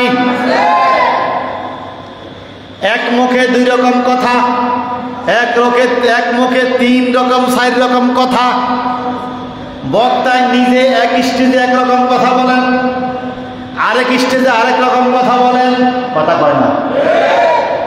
কেউ কেউ বলে আমার 14 গোষ্ঠী আওয়ামী লীগ করেছে, আবার পরের ভিডিওতে দেখি আবার বলতেছে এই দল ফেসিস্ট, এদের পক্ষে থাকা যাবে না। একই মুখে কথা কয় না? আবার এক হুজুর ওয়াজ করেছে যে অমুক লোক যত সুদ খাইছে এত সুদ কোনো শয়তানও খায় নাই। আবার ওই হুজুর বলতেছে ওই লোকটা আমাদের জন্য রহমত, কাগা, আমারে কাগা কই দেয়। একই লোক, নাউজুবিল্লাহ বলবেন না? আরো জোরে বলে। আবার এক হুজুর সুদের বিরুদ্ধে ওয়াজ করছে, আবার হুজুর এখন যখন টাইম চেঞ্জ হয়ে গেছে বলতেছে সুদ খায় না কে, আমার এই রুমালের মধ্যে সুদ আছে, আমার ফেডের মধ্যে সুদ আছে। কত বড় নম্বর খারাপ হইলে এক মুখে এত রকম কথা বলতে পারে? আপনারা বলেন, মুমিনের শানে আল্লাহ পাক কুরআনুল কারীমে সূরা মুমিনুন দিয়েছেন, কাফেরের নামে আল্লাহ পাক কুরআনুল কারীমে সূরা কাফিরুন দিয়েছেন। মুমিনও নয়, কাফেরও নয়, মুমিনের সাথে সম্পর্ক, কাফেরের সাথে সম্পর্ক। ওদের শানে আল্লাহ পাক কোরআন শরীফে আরেকটা সূরা দিয়েছেন, সূরা মুনাফিকুন। কথা কয় না? কারবালার ময়দানে এই ইজিদ বাহিনীতে যারা ছিল এরা তো মুনাফিক ছিল, আর কথা কয় না? এরা কি ছিল? বলেছে আপনার দাওয়াত, সিটি পালাইছে আপনার দাওয়াত, আপনি আসেন, আপনি কুবে আসেন, আপনার কাছে মানুষ বয়াত নেবে। চিঠি দিল একরকম, আসার পরে আচরণ হয়ে গেল আর এক রকম। কথা বলেন ঠিক কিনা? বলেন, দাওয়াত দিয়ে আইনা যদি জবাই করে, এটা কি দাওয়াত? এটা কেমন দাওয়াত দিল? ইমাম হুসাইন রাদিয়াল্লাহু তাআলা আনহু, এটা জবান খুলে বলতে হবে, সবাই বলতে হবে, ইমাম হুসাইন সত্য ছিলেন কিনা? কোন মানুষ যুদ্ধ করতে যাইতে কি দুধের শিশু নিয়ে যায়? স্ত্রী বাচ্চা নিয়ে যায়? কারবালার জমিনে ইমাম হুসাইন রাদিয়াল্লাহু তাআলা ওনার পরিবার পরিজন দুধের শিশু বাচ্চাদেরকে নিয়ে আসছেন, কারণ ওনারা দাওয়াত দিছে এখানে বেড়াইতে আসবে। কিন্তু আসার পরে কারবালা হয়ে গেল ব্যতিক্রম। ছোট শিশু আলী আসগর জিহ্বার মধ্যে কামড় দিয়েছে,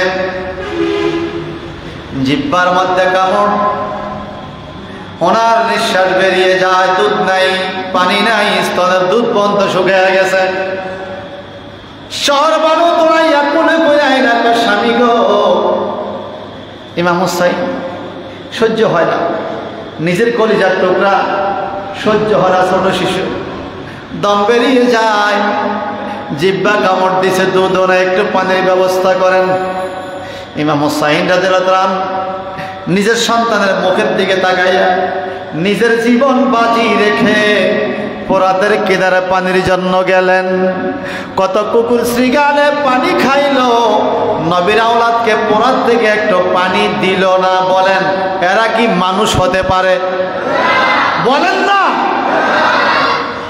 অথচ আমরা জেনেছি এক জিনাকারিনী মহিলা, জেনাকারিনী মহিলা, পাপী, রাস্তা দিয়ে হাঁটার টাইমে এটা কুকুর কুয়ার সামনে চটপট করছে পিপাসা, ওই মহিলা নিজের গায়ের কাপড়টা ওন্নাটা ভিজাইয়া কুয়ার থেকে পানি তুলে কুকুরের মুখে একটু পানি দেওয়ার কারণে আল্লাহ পাক তাকে ক্ষমা করে দিছে।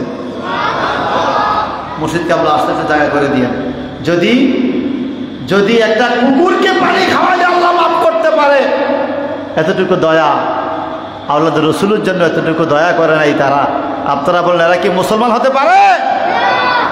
নারে তাকবীর, নারায়ে রিসালাত, আহলে সুন্নাত ওয়াল জামাত, ইমাম রব্বানী দরবার শরীফ, ইমাম রব্বানী দরবার শরীফ, শুহাদায়ে কারবালা, শুহাদায়ে কারবালা, মুর্শিদ কেবলার আগমন, পীর সাহেব কেবলার আগমন, নারায়ে তাকবীর, নারায়ে রিসালাত, আহলে সুন্নাত ওয়াল জামাত, বায়াতে রসুল বায়াতে খোদা, বায়াতে রসুল বায়াতে খোদা, ইমাম রব্বানী দরবার শরীফ, ইমাম রব্বানী দরবার শরীফ, নারায়ে তাকবীর, নারায়ে রিসালাত, আহলে সুন্নাত ওয়াল জামাত, বায়াতে রসুল বায়াতে খোদা, ইমাম রব্বানী দরবার শরীফ, ইমাম রব্বানী দরবার শরীফ, শুহাদায়ে কারবালা, মুর্শিদ কেবলার আগমন, আওলাদে রাসূলের আগমন, নারায়ে তাকবীর, নারায়ে রিসালাত, আহলে সুন্নাত ওয়াল জামাত, মুর্শিদ কিবলার আগমন। মারহাবা, সকলে মারহাবা বলুন। আমাদের প্রিয় মুর্শিদ কিবলা ইমামে আহলে সুন্নাহ আমাদের মধ্যে তাশরীফ এনেছেন। হুজুর কিবলা ওনার ইচ্ছা মাফিক গুরুত্বপূর্ণ তাকরীর করে আমাদের সকলের জন্য দোয়া করবেন। আজকে মোরাব্বাই দরবার শরীফে এই শুহাদায়ে কারবালার 10ই মুহররমে আমরা যে আলোচনাটুকু শুনেছি, এখনও যেগুলো শুনব, আল্লাহ পাক যেন আমাদেরকে কবুল করে আমরা যেন আমল করতে পারি। আমিন বলি। হুজুরের আপনার কাছে দোয়া চাই, আপনাদের সকলের কাছে দোয়া চাই, বিশেষ করে ইমাম রাব্বাই দরবার শরীফের ফয়ুজাত যেন আমাদের ভাগ্যে জুটে। সকলে আমিন বলেন। আর যাই বলেন, আওলাদ রাসূলের কদম ছাড়বো না। আপনারা কি বলেন? আওলাদ রাসূলের কদম ছাড়বো না, কারণ এই পৃথিবীর সম্পত্তি আমি ধরবো, সম্পদ আমাকে ছেড়ে দেবে। এই পৃথিবীর যত কিছু আছে সব আমাকে ছেড়ে দেবে। আওলাদ রাসূলের কদম ধরলে দুনিয়াতেও আশ্রয় আছে, কবরে, মিজানে, হাসরে, জান্নাতেও আওলাদ রাসূলের কদম পাওয়া যাবে। আল্লাহ পাক রব্বুল ইজ্জত আমাদেরকে কবুল করুক। আমিন। আসসালামু আলাইকুম ওয়া রাহমাতুল্লাহি ওয়া বারাকাতুহু। এখনই আপনাদের সম্মুখে মূল্যবান তাকরীর করবেন আমাদের প্রিয় মুর্শিদ কিবলা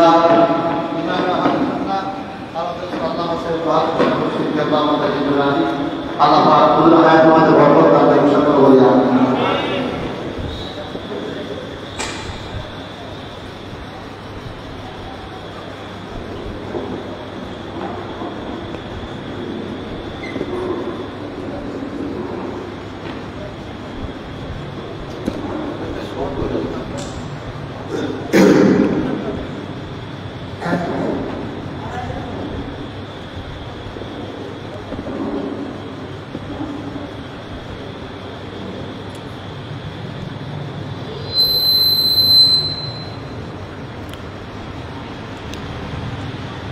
अस्सलामु अलैकुम व रहमतुल्लाहि व बरकातुहू।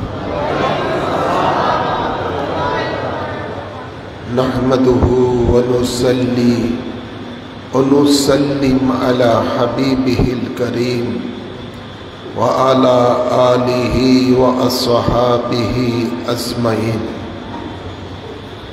अम्मा बाद फ़अऊज़ु बिल्लाहि मिनश शैतानिर रजीम।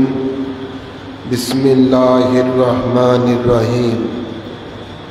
वला तक़ूलू लिमन युक़्तलु फ़ी सबीलिल्लाहि अमवात बल अहयाउ वलाकिन ला तशऊरून।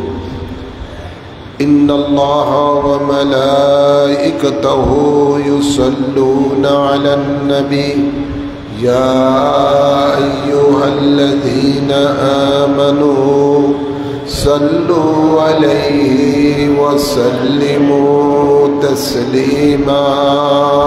अल्लाहुम्मा सल्लि अला सय्यिदिना मौलाना मुहम्मद व अला आलि सय्यिदिना।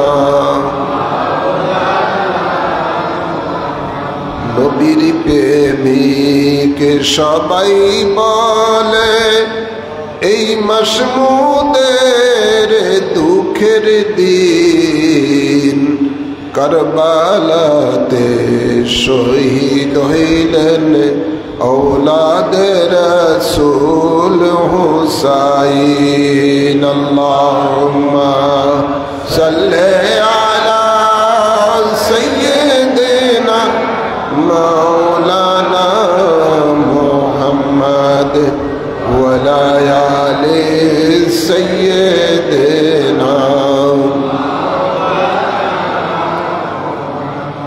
बलगल उला बिकमालिही कशफत दुजा बिजमालिही हसनत जमियो के सालिही सल्लु अलैहि व आलिही। उपस्थित আল্লাহ প্রেমিক, নবী প্রেমিক, অলি প্রেমিক, আহলে বাইতে রাসূল প্রেমিক, মুমিন, দিনদার মুমিন, মুসলমান বাবারা, ভাইয়েরা, পর্দার আড়ালে মা ও বোনেরা, আল্লাহ তাবারক ওয়া তাআলার দরবারে আসুন আমরা সকলের শুকরিয়া আদায় করি, যিনি আমাদের সকলকে পবিত্র আশুরা শরীফ উপলক্ষে শুহাদায়ে কারবালার শাহাদাতকে স্মরণ করে আজকের এই মাহফিলে আসার বসার তৌফিক দান করেছেন। এই জন্য সকলের শুকরিয়া দান করি আলহামদুলিল্লাহ। অসংখ্য অসংখ্য দুরুদ ও সালাম পেশ করছি সরকারে দো আলম নূর মুজাসসাম শফিউল মুজনবিন রহমাতুল লিল আলামিনের কদম মুবারকে ও পাক পঞ্জতনের কদম মুবারকে। বিশেষ করে কারবালা জমিনে যে সমস্ত আলে রাসূলগণ শাহাদাতের পেয়ালা পান করেছেন তাদের সকলের কদম মুবারকে অসংখ্য অসংখ্য দুরুদ ও সালাম পেশ করছি। আল্লাহুম্মা আমিন বলি। কুরআন পাকে আল্লাহ ইরশাদ করেন, ওয়ালা তাকুলু লিমান ইউক্তালু ফি সাবিলিল্লাহি আমওয়াত বাল আহইয়াউ ওয়ালাকিন লা তাশউরুন। আল্লাহ বলেন তোমরা মৃত বলো না। ওয়ালা তাকুলু লিমান ইউক্তালু ফি সাবিলিল্লাহ, যারা আল্লাহর রাহে কতল হয়েছেন, আল্লাহর রাহে শহীদ হয়েছেন, ওনাদেরকে তোমরা মৃত বলো না। নির্দেশকার, জোরে বলো নির্দেশকার, নির্দেশ আল্লাহর, যে তোমরা তাদেরকে মৃত বলো না। কাদেরকে? যারা আল্লাহর রাহে শহীদ হয়েছেন, আল্লাহর রাহে কতল হয়েছেন। তো আল্লাহ বলেন এরা কি? আল্লাহ বলেন বাল আহইয়া, ওরা জিন্দা। ওরা কি? যারা আল্লাহর রাহে শহীদ হন তারা কি? জিন্দা। ঘোষণা কার? ঘোষণা আল্লাহ, যে তারা জিন্দা, তোমরা তাহা উপলব্ধি করতে পারো না। দুনিয়ার মানুষ তোমরা তোমাদের চর্মচক্ষু দ্বারা দেখতেছো মরে গেছে, কিন্তু আল্লাহ বলেন আমি আল্লাহর কুদরতি শক্তি, কুদরতি চক্ষু মুবারক দ্বারা আমি দেখতে পাই যারা আমি আল্লাহর রাহে কতল হয়েছেন তারা জিন্দা। সুবহানাল্লাহ বলেন। হ্যাঁ আমার কুল্লু নাফসিন যায়কাতুল মাউত, সকল প্রাণীকে মৃত্যুর স্বাদ গ্রহণ করতে হবে। মৃত্যু থেকে কেউই রেহাই পাবে না। ये दुनिया मुसाफिर खाना, आज आना कल जाना। এ দুনিয়ার একটা জিন্দগি মুসাফিরের জিন্দগি, আজ এসেছি কাল চলে যাব। মৃত্যু থেকে কেউই রেহাই পাবে না। নবী বলেন, রসুল বলেন, অলি বলেন, গৌস বলেন, কুতুব বলেন, যত দুনিয়ার পরাক্রমশালী বড় বড় রাজা বাদশাহ বলেন, সকলকেই কিছুক্ষণের জন্য হলো মৃত্যুর স্বাদ গ্রহণ করতে হয়েছে। কথা বলছেন না? এটা আল্লাহর বিধান। তো এমন মরণ আমাদেরকে যেন আমরা মরি, যেই মরণের পরে যেন আল্লাহর পক্ষ থেকে ঘোষণা আসে জিন্দা। দয়াল নবী বলেন আমার মন চায় আমি আল্লাহর রাহে শহীদ হয়ে যাই, আবার জিন্দা হই, আবার যেন শহীদ হয়ে যায়। সুবহানাল্লাহ বলেন না? দয়াল নবী আল্লাহর রাহে শাহাদাত হওয়ার ব্যাপারে নিজে নিজেই তিনি তামান্না করেছেন, আমার মন চাই যেন আমি আল্লাহর রাহে শহীদ হই। কেন? সমস্ত প্রাণীর রূহ কবজ মৃত্যুর যখন সময় হয়ে যায়, তার রূহ কবজ করার জন্য আল্লাহ একজন ফেরেশতা নিয়োজিত করে দিয়েছেন, তার নাম হলো হযরতে আজরাইল আলাইহিস সালাম, মালাকুল মউত। প্রত্যেক প্রাণীর, প্রত্যেক মানুষের রূহ কবজ করার জন্য মালাকুল মউত আসে। আর যে ব্যক্তি আল্লাহর রাহে শহীদ হয়, আল্লাহ তাবারক ওয়া তাআলা ওই ব্যক্তি রূহটা জিবরাইল আমিন দ্বারা কবজ করে নাই, তিনি স্বয়ং তার কুদরতি শক্তি দ্বারা নিজেই কবজ করে নিয়ে যান। সুবহানাল্লাহ বলেন। যিনি যারা আল্লাহর রাহে শহীদ হয়, সেই লোকটার রক্ত দেহ থেকে জমিনে পড়ার পূর্বে তার জীবনে আর কোনো গুনাহ থাকে না। সুবহানাল্লাহ বলেন। একেবারে নিষ্পাপ, একেবারে নিষ্পাপ, কোনো গুনাহ তার জীবনে আর থাকে না।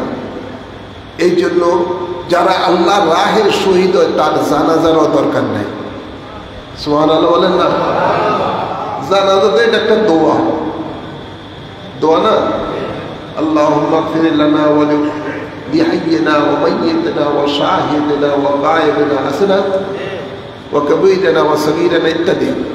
এই যে দোয়াটা আমরা করি মাইয়িতের জন্য, যারা আল্লাহর রাহে শহীদ হয় তাদের জন্য কোনো জানাজার বিধান নাই। তাদেরকে জানাজা পড়বে কেন? তারা তো নিষ্পাপ। আর পৃথিবীর কোনো কাপড়, কাফনের কাপড় দ্বারা তাকে গোসলও করাতে হবে না, তাকে কোনো কাফনের কাপড় পরিধান করতে হবে না। যেই কাপড় দ্বারা, যে কাপড় পরে সে আল্লাহর রাহে শহীদ হয়েছেন, ওই অবস্থায় তাকে দাফন করে দিতে হবে। কাল কিয়ামতের দিবসে সে তার এই রক্তমাখা দেহ নিয়ে, এই কাপড় চোপড় নিয়ে আল্লাহর দরবারে সাক্ষী দিবে যে আল্লাহ, এই আমার সাক্ষী যে আমি তোমার রাহে আমার জানকে উৎসর্গ করেছি। যে জানের মালিক তুমি, তুমি আমাকে এটা দিয়েছো, এই জানের হায়াত দিয়েছো, ওই হায়াতটা আবার তোমার রাহে আমি কোরবানি করে এসেছি। এই আমার প্রমাণ, এই আমার রক্তমাখা দেহ, রক্তমাখা জামা কাপড়, এটাই আমার প্রমাণ। এটা এই জন্যই আল্লাহর রাহে যারা শহীদ হয় তাদেরকে এই মানে মৃত্যুবরণ করে তাদেরকে এই শহীদ বলা হয়। শহীদ অর্থই হলো সাক্ষী। শহীদ এসেছেই সাক্ষী থেকে। আছে না? হ্যাঁ, আল্লাহুম্মা লিহাইয়িনা ওয়া মাইয়িতিনা ওয়া শাহিদিনা। শাহিদ আছে না? এই শাহেদ অর্থ কি? শাহেদ মানে উপস্থিত হওয়া, সাক্ষী দেওয়া, হাজিরি নাজির। শাহেদ বিভিন্ন অর্থ থেকে, এখানে বেশিরভাগই ধরা হয় বিভিন্ন শাহেদ অর্থ সাক্ষী। আপনি এই শহীদ, এই শাহেদ থেকে শহীদ এসেছে, এই শহীদ এই জন্যই তাদেরকে বলা হয় যে তারা তাদের এই রক্তমাখা দেহ নিয়ে, জামা কাপড় নিয়ে আল্লাহর দরবারে সাক্ষী উপস্থাপন করবেন যে আমি তোমার রাহে শহীদ হয়ে এসেছি। সুবহানাল্লাহ বলেন। হ্যাঁ আমার যারা আল্লাহর রাহে শহীদ হবেন ওনাদের জন্য তো আল্লাহ 8খানা জান্নাতের দরজা খুলে দিবেন। যেই জান্নাতে তারপর মন চায় সেই জান্নাতেই তিনি প্রবেশ করতে পারবেন। আর কি শুধু তাই নয়, আল্লাহ স্পেশাল তাদেরকে আরো কিছু পাওয়ার দিবেন যে তাকে তার মন যাকে চায়, তার ফ্যামিলি হোক, আত্মীয় স্বজন হোক, অথবা তার বন্ধু বান্ধব হোক, কাছের লোক হোক, যেই কোনো লোক হোক কেন, কমপক্ষে 70 জন জাহান্নামীকে সে সাফায়াত করে জান্নাতে পাঠিয়ে দেবে। তো আল্লাহ রাহে শহীদ হওয়াটা এটা ভাগ্যের ব্যাপার, সকলের নসিবে হয় না। এই জন্য সাহাবায়ে কেরামেরা যখন যুদ্ধের ময়দানে যাইতেন তারা শাহাদাতের তামান্না নিয়ে যেতেন। তারা যখন আওয়াজ আসতো আল জিহাদ আল জিহাদ, তখন তারা সব কিছু রেখে দিয়ে তলোয়ার নিয়ে দৌড়ে চলে যেতেন আল্লাহর দুশমনের বিরুদ্ধে জিহাদ করার জন্য। কেন কিছুই চিনতেন না। হযরত হানজালা রাদিয়াল্লাহু আনহু বাসর করে স্ত্রীকে রেখে দিয়ে চলে গেছিলেন। এভাবে অনেক সাহাবায়ে কেরামের জীবনী আছে যে তারা শাহাদাতের তামান্না নিয়েই তারা আল্লাহর রাহে জিহাদ করতেন। কবির খেয়াল করে শুনুন, পৃথিবীতে যত শহীদ হয়েছেন এবং হবেন সকল শহীদগণের সরদার হলো হযরত ইমাম হুসাইন রাদিয়াল্লাহু তাআলা, সাইয়্যিদুস শুহাদা। এবং অন্যান্য সাহাবায়ে কেরামেরাও রয়েছেন সৈয়দুস শুহাদা লকবে, যেমন হযরত আমির হামজা রাদিয়াল্লাহু তাআলা ওনার নামের আগেও লকব থাকে সৈয়দুস শুহাদা। তো ইমাম হুসাইন রাদিয়াল্লাহু তাআলা আনহু তিনার দুধের শিশু, যুবক সন্তান, যুবক ভাতিজা ফ্যামিলির ৭২ জন সদস্যকে আল্লাহর রাহে কোরবানি দিয়েছেন, নিজেও কোরবানি হয়েছেন। কেন?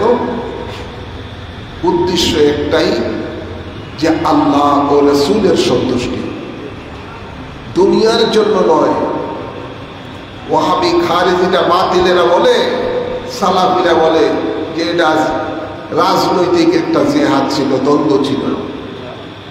নাউযুবিল্লাহ বলেন না, রাজনৈতিক দ্বন্দ্ব ছিল না, দ্বন্দ্ব ছিল ঈমানি দ্বন্দ্ব।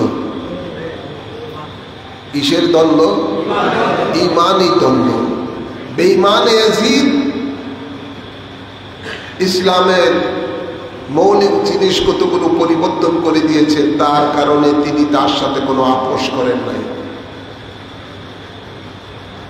তার নানাদানের রক্তের বিনিময়ে, দান্দার মোবারক শহীদের বিনিময়ে ইসলাম রেখে গেছেন। সেই ইসলামকে অক্ষত রাখার জন্যই তিনি কারবালা জমিনের মধ্যে এই মালাউন ইয়াজিদের সাথে, ইয়াজিদ বাহিনীর সাথে জিহাদ করে তিনি শাহাদাতের পেয়ালা পান করেছেন।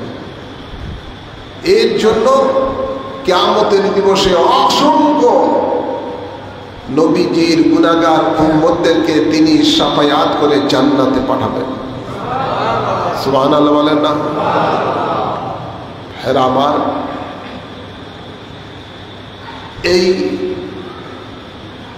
এটা কারা? কে? ইয়াজিদ মুআবিয়ার সন্তান। মুআবিয়া একটা খ্রিস্টানকে বিয়ে করেছিল, তার ঘরে তার জন্ম। আর মুআবিয়া হলো দেয়া আবু সুফিয়ানের ছেলে। আর আবু সুফিয়ানের বোন মনে হয় হিন্দা। কি? আবু জেহেলের স্ত্রী ছিল। আবু জেহেলের স্ত্রী হলো হিন্দা।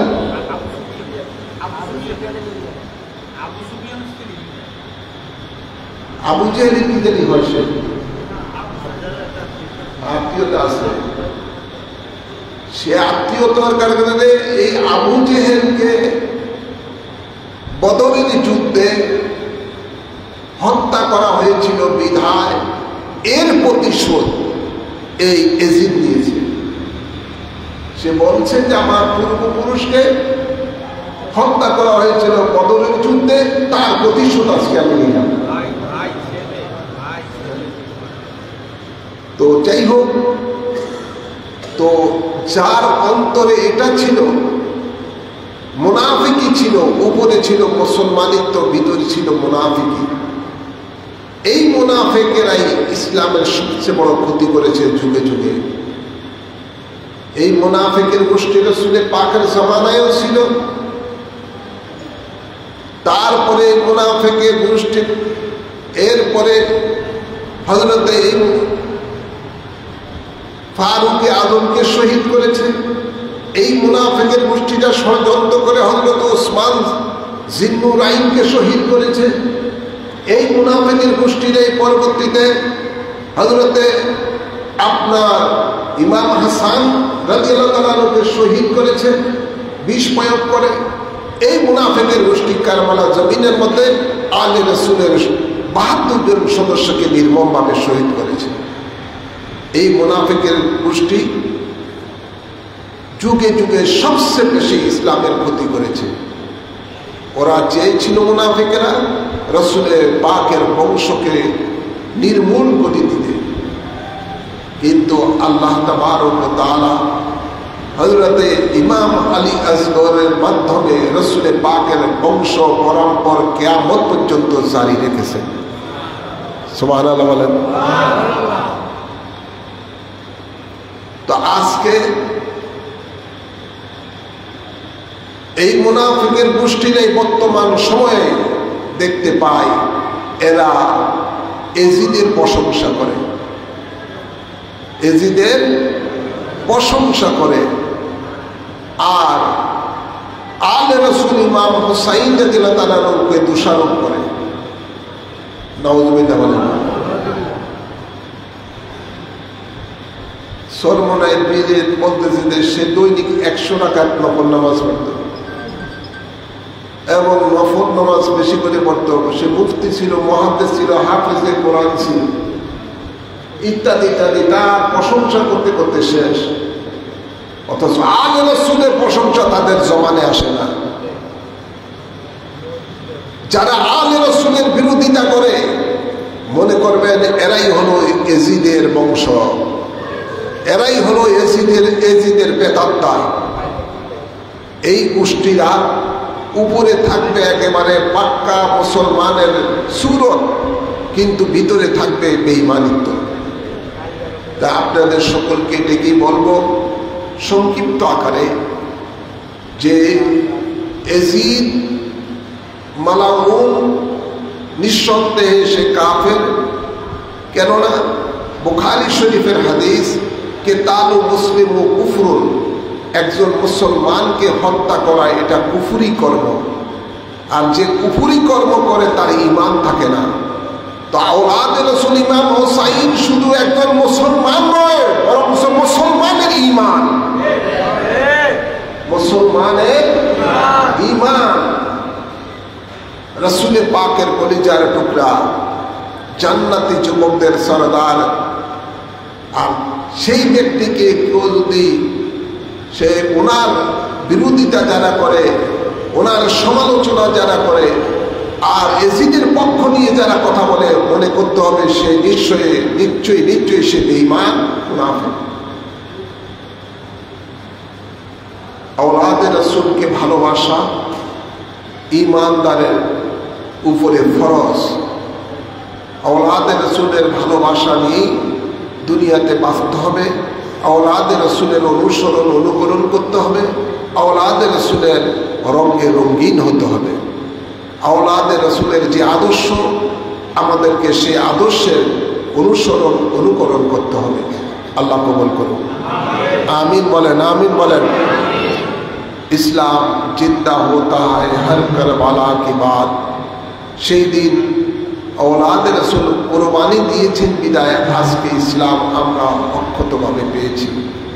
আমি যখন ইরাকে সফরে গেলাম তখন এই আওলাদে রাসূল ইমাম হুসাইন রাদিয়াল্লাহু তাআলার রওজা মুবারক জিয়ারত করলাম।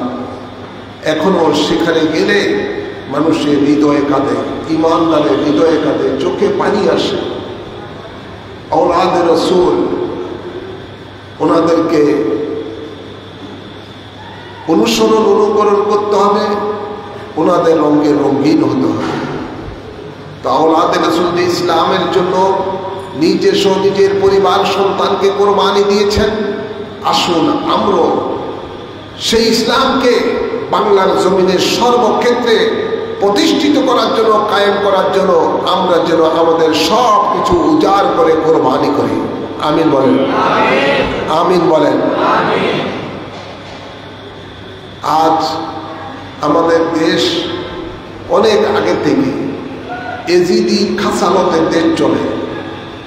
আমাদের দেশে সুদ এটা আম হয়ে গেছে, সাধারণ হয়ে গেছে, সর্বক্ষেত্রে সুদ প্রচলিত আছে। আমাদের দেশে ব্যভিচার আজকে এটা সামাজিক ব্যাধি হয়ে দাঁড়িয়েছে। আমাদের দেশে আজকে নেশা, মদখোর, বিশেষ করে নেশা জাতীয় জিনিস রন্দে রন্দে দেশের মধ্যে প্রবেশ করেছে, ঘরে ঘরে প্রবেশ করেছে, যেগুলো এই ধরনের জিনিসগুলো এজিদি প্রতিষ্ঠিত করেছে। আর তার বিরুদ্ধে ইমাম হুসাইন লড়েছেন, আমাদেরকে এই বাংলাদেশ ওলি আল্লাহর দেশ, বাবা শাহজালাল শাহপরান 300 আউলিয়া কেরামের দেশ, ইমাম হুসাইন রাদিয়াল্লাহু তাআলা অনুসরণকারীদের দেশ। তো আমাদেরকে কর্তব্য হবে আওলাদে রাসূলের মতো আমাদেরকে গর্জে উঠতে হবে ঐক্যবদ্ধভাবে। এজিদি খাসালতের যে সময় আচরণ দেশ চলছে এগুলোকে মূল উৎপাদন করতে হবে। আমাদেরকে কোরআন সুন্নাহ রাজ কায়েমের জন্য ঝাঁপিয়ে পড়তে হবে। ইদানিংকালে আমরা দেখতে পাই 72 দল জাহান্নামী ফেরকারা এজিদের প্রশংসা যারা করে আজকে তারা ঐক্যবদ্ধ হচ্ছে আগামীতে সংসদে যাওয়ার জন্য, সংসদে যাওয়ার জন্য। এই জন্য নতুন একটা পদ্ধতি শুরু করছে, পিআর ইলেকশন। কি ইলেকশন? PR election. আপনি কোন মার্কারে ভোট দিবেন, ব্যক্তিকে ভোট দিবেন না। কথা বলছেন? যারা এই পিআর পদ্ধতি ফাঙ্কা, ধরেন আপনি ফাঙ্কা যে এজিদের প্রশংসা করে তার প্রতিগুলো পাঙ্খা, তখন আপনি পাঙ্খারে ভোট দিয়ে দিলেন। পাঙ্খায় ইচ্ছা করলে আপনার এখানে এমন একটা এজিদি গুরু এজিদকে গেলে এই এলাকার সংসদ বানিয়ে দিবে। এর অত্যাচারে হুসাইনি মার্কা যারা, হুসাইনের অনুসরণ যারা, আহলে বায়াতের অনুসরণ যারা, তারা আর ঘরে থাকতে পারবে না। কথা বলছেন না? বোঝেন নাই? পিয়ার পদ্ধতি হলো আপনি মার্কারে ভোট দিবেন, ওই মার্কা কত পার্সেন্ট পাবে সারা দেশে ভোট, সেই পার্সেন্ট অনুযায়ী সেই দলেরা তারা তার ইয়া দিয়ে দিবে, সংসদ সদস্য বানিয়ে দিবে। আপনার সাথে ওই সংসদ সদস্যের সাথে আর কোনো সম্পর্ক থাকবে না। এখন তারা দেখছে, এজিদি বাহিনীরা দেখছে যে তারা তো জীবনও জনগণ তাদেরকে ভোট দিয়ে আর সংসদ সদস্য বানাইতে পারবে না। এখন নতুন করে এই পদ্ধতি শুরু করছে। কথা বলছেন না? এটি একটা শয়তানি, একটা শয়তানি। যেগুলি দাঁড়াইলে জীবনে জামানত পাইব না, যেগুলো দাঁড়াইলে সংসদে গেলে জীবনে ওগুলো কোনো দিকে মেম্বারও হতে পারবে না। সংসদ দূরের কথা, সাধারণ ইউনিয়ন নির্বাচনে মেম্বার হইতে পারবে না, পৌর নির্বাচনে কমিশনারও হইতে পারবে না। এগুলো আজকে কি করতেছে? পিআর পদ্ধতির জন্য লাফালাফি করতেছে। আর এগুলি এই জামাত ওয়াহাবিরা সহ মিল্লা জিল্লা এখন এই আন্দোলন করতেছে, পিআর পদ্ধতিতে সংসদ নির্বাচন হোক। আপনি দিবেন ব্যক্তির আদর্শ দেখে তাকে ভোট, তার সাথে আপনার সাথে সম্পর্ক থাকবে। প্রতীকের সাথে আপনার কিসের সম্পর্ক? কথা বলছেন? তো এজিদি শাসন কায়েমের জন্য এজিদের পক্ষের লোকেরা এখন নতুন একটা ষড়যন্ত্র জাল বাংলাদেশে বুনতেছে। অধিকাংশ বাংলাদেশের মানুষ জানে না আসলে পিআর পদ্ধতি কি। এটা তো নতুন শব্দটা।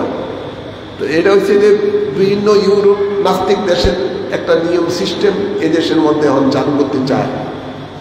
তো এগুলো থেকে আপনাদেরকে সাবধান থাকতে হবে। আপনারা খুশি হবেন ইনশাআল্লাহ। আমরা যারা হুসাইনি পক্ষের লোক, যারা হযরত ইমাম হুসাইনের আদর্শের লোক, রাজনীতি আমরা যারা করি, আমরা এই সমস্ত সংগঠন, নিবন্ধন সংগঠনগুলো আমরা এক লাখ ক্রমে এসে আমরা ইনশাআল্লাহ আগামী জাতীয় নির্বাচনে এজিদ বাহিনীর বিরুদ্ধে লড়ব। আল্লাহ কবুল করুন, আমিন বলেন। একদিকে থাকবে হুসাইনি কাফেলা, আরেকদিকে থাকবে এজিদি কাফেলা। আমরা ইনশাআল্লাহ সেই কাজই করছি। আল্লাহ যেন কবুল করেন, আমিন বলেন, আমিন বলেন। এই দেশ আগেই বলেছি ওলি আল্লাহর দেশ, আর ওলি আল্লাহরাই হযরত ইমাম হুসাইনের ইসলাম নিয়ে সারা পৃথিবীতে কাজ করেছেন, বাংলাদেশেও কাজ করেছেন। ইনশাআল্লাহ ইমাম হুসাইনের আদর্শ আলোকে এই বাংলার জমিনে সংসদ চলবে, দেশ চলবে। আল্লাহ কবুল করুন। আল্লাহ যেন আমাদেরকে আলে রসুলের মহব্বত নিয়ে জীবন যাপন করার তৌফিক দান করুন। ওমা আলাইনা ইল্লাল বালাগ। এখন আসুন আমরা দাঁড়িয়ে আল্লাহর হাবিবকে সালাম দেই। সালামু আলাইকা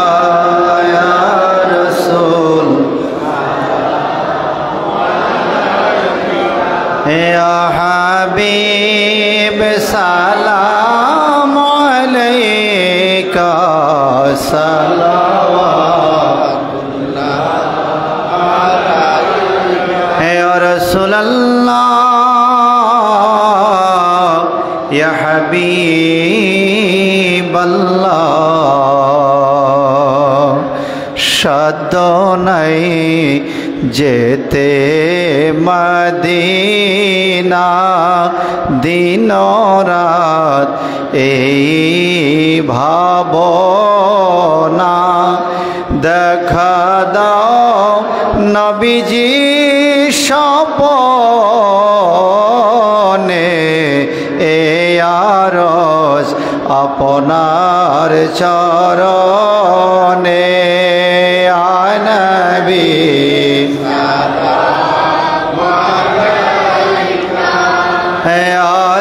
रसूल सलाम अलैका या हबीब सलाम अलैका सलावतुल्लाह अलैका या रसूल अल्लाह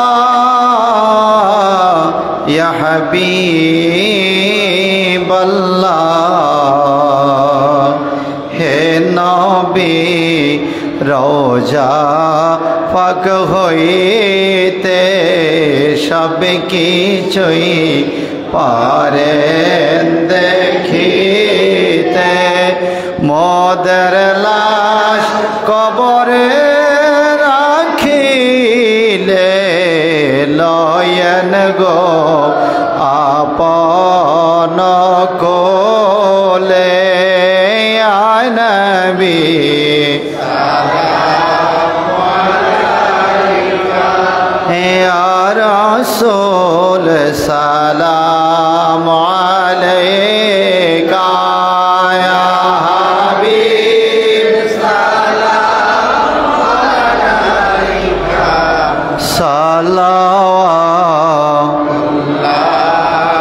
अलैका शुहदा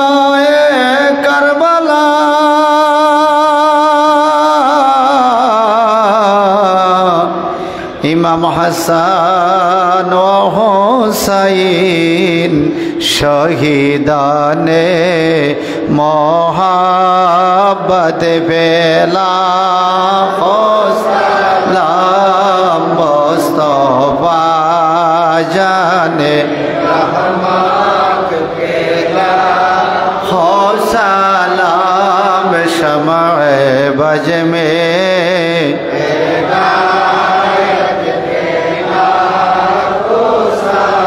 दरिया सिस्तिया नक्शबंदिया मुजाद्दिदिया चारो बागे इमामत फैला सलाम मुस्तफा जाने रहमत फैला हो सलाम शमअ बज में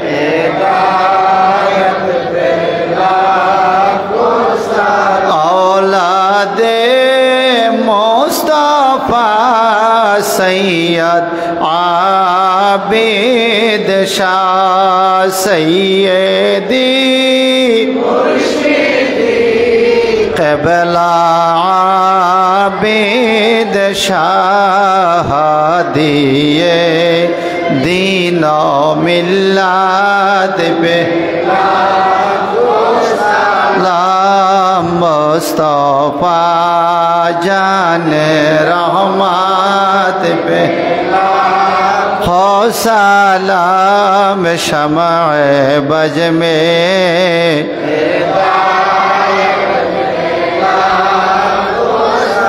औलादे मुस्तफा सैयद बहादुर शाह सैयदी मुर्शिदी क़िबला बहादुर बहादुर शाह इमामे अहले सुन्नत पे हो सलाम मुस्तफा जाने रहमत पेला हो सलाम शमए बज में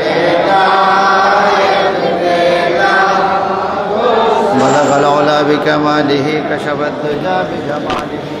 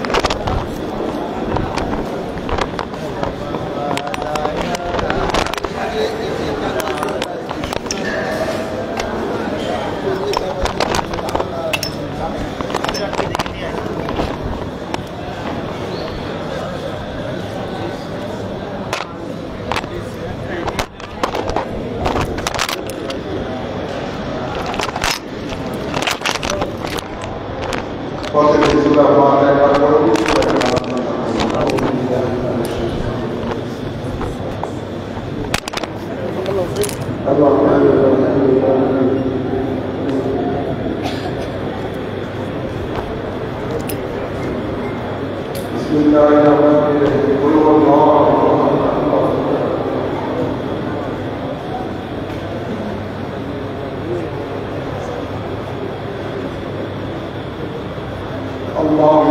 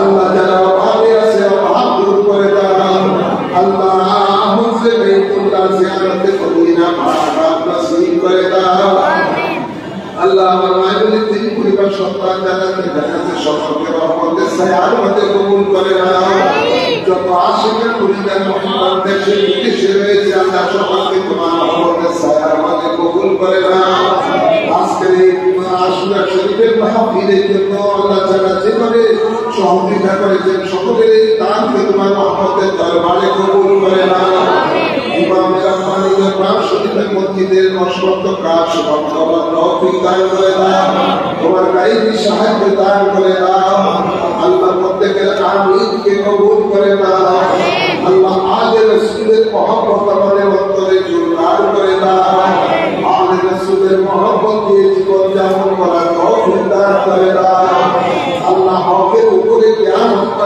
পর্যন্ত আল্লাহ কায়েম থাকার তৌফিক দান করে দাও আল্লাহ যারা যে নিয়তে হাত তুলেছে প্রত্যেকে মনের আশা কবুল করে নাও মুর্শিদের কাছে দাবেশন বহাল কুসিরাত ওয়াদার বাতকে কবুল করে নাও আল্লাহুম্মা তাকাব্বাল মিন্না ইন্নাকা আনতাস সামিউল আলিম ওয়া আলাইনা ইন্নাকা আনতাত তাওয়াবুর রহিম বিজায় হাবিবিকা সাইয়্যিদাল মুরসালিন ওয়া সাল্লাল্লাহু তাআলা আলা খায়রি খালকি সাইয়্যিদিনা ওয়া নাবিয়িনা ওয়া শাফিঈনা ওয়া হাবিবিনা ومولانا محمد وعليه وصحابه أجمعين آمين آمين وحق كلمة طيب لا إله إلا الله محمد رسول